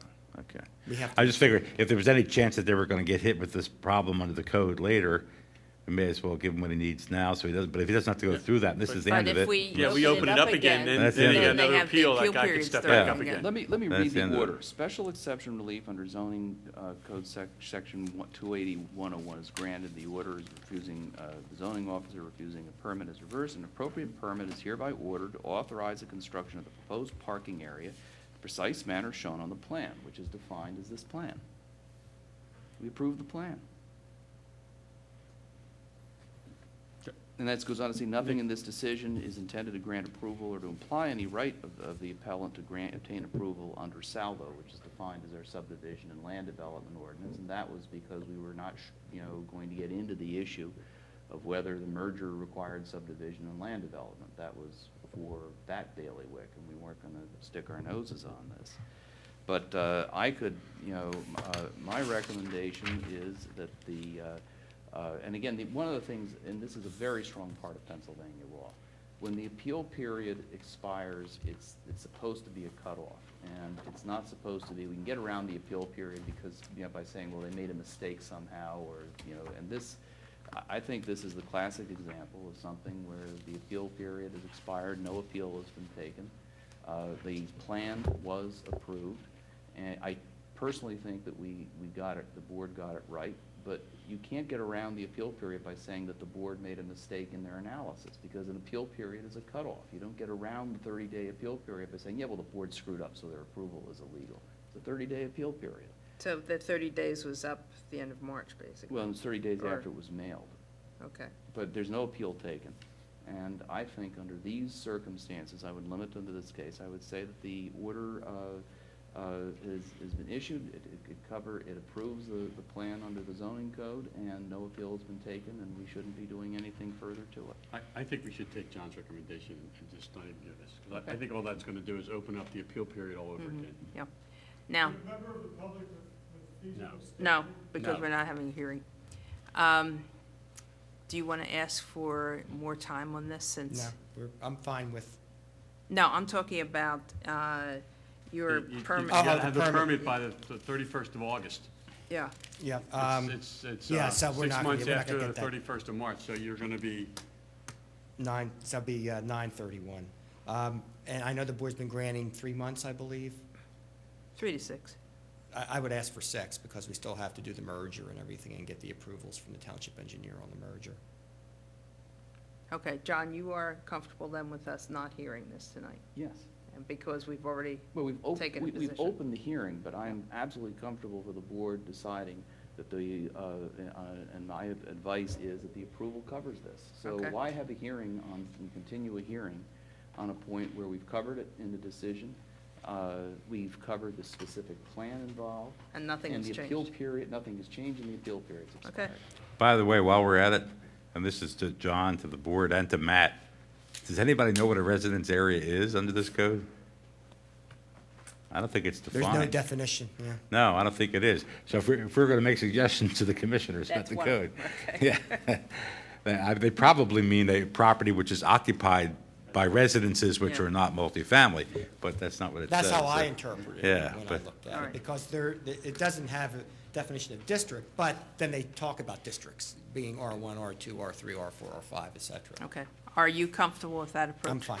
Okay. Are your clients comfortable with that? I'm sure they are. Okay.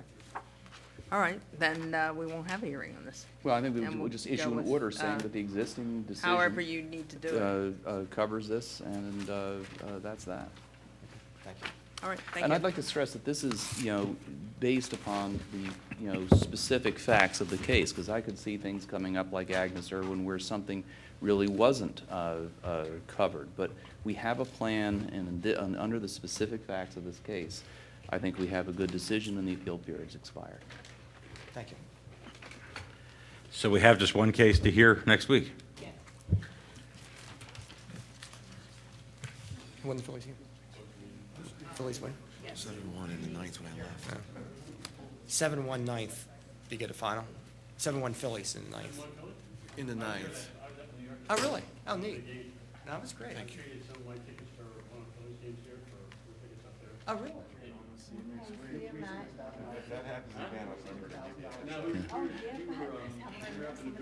Hey, Matt, this is, not trying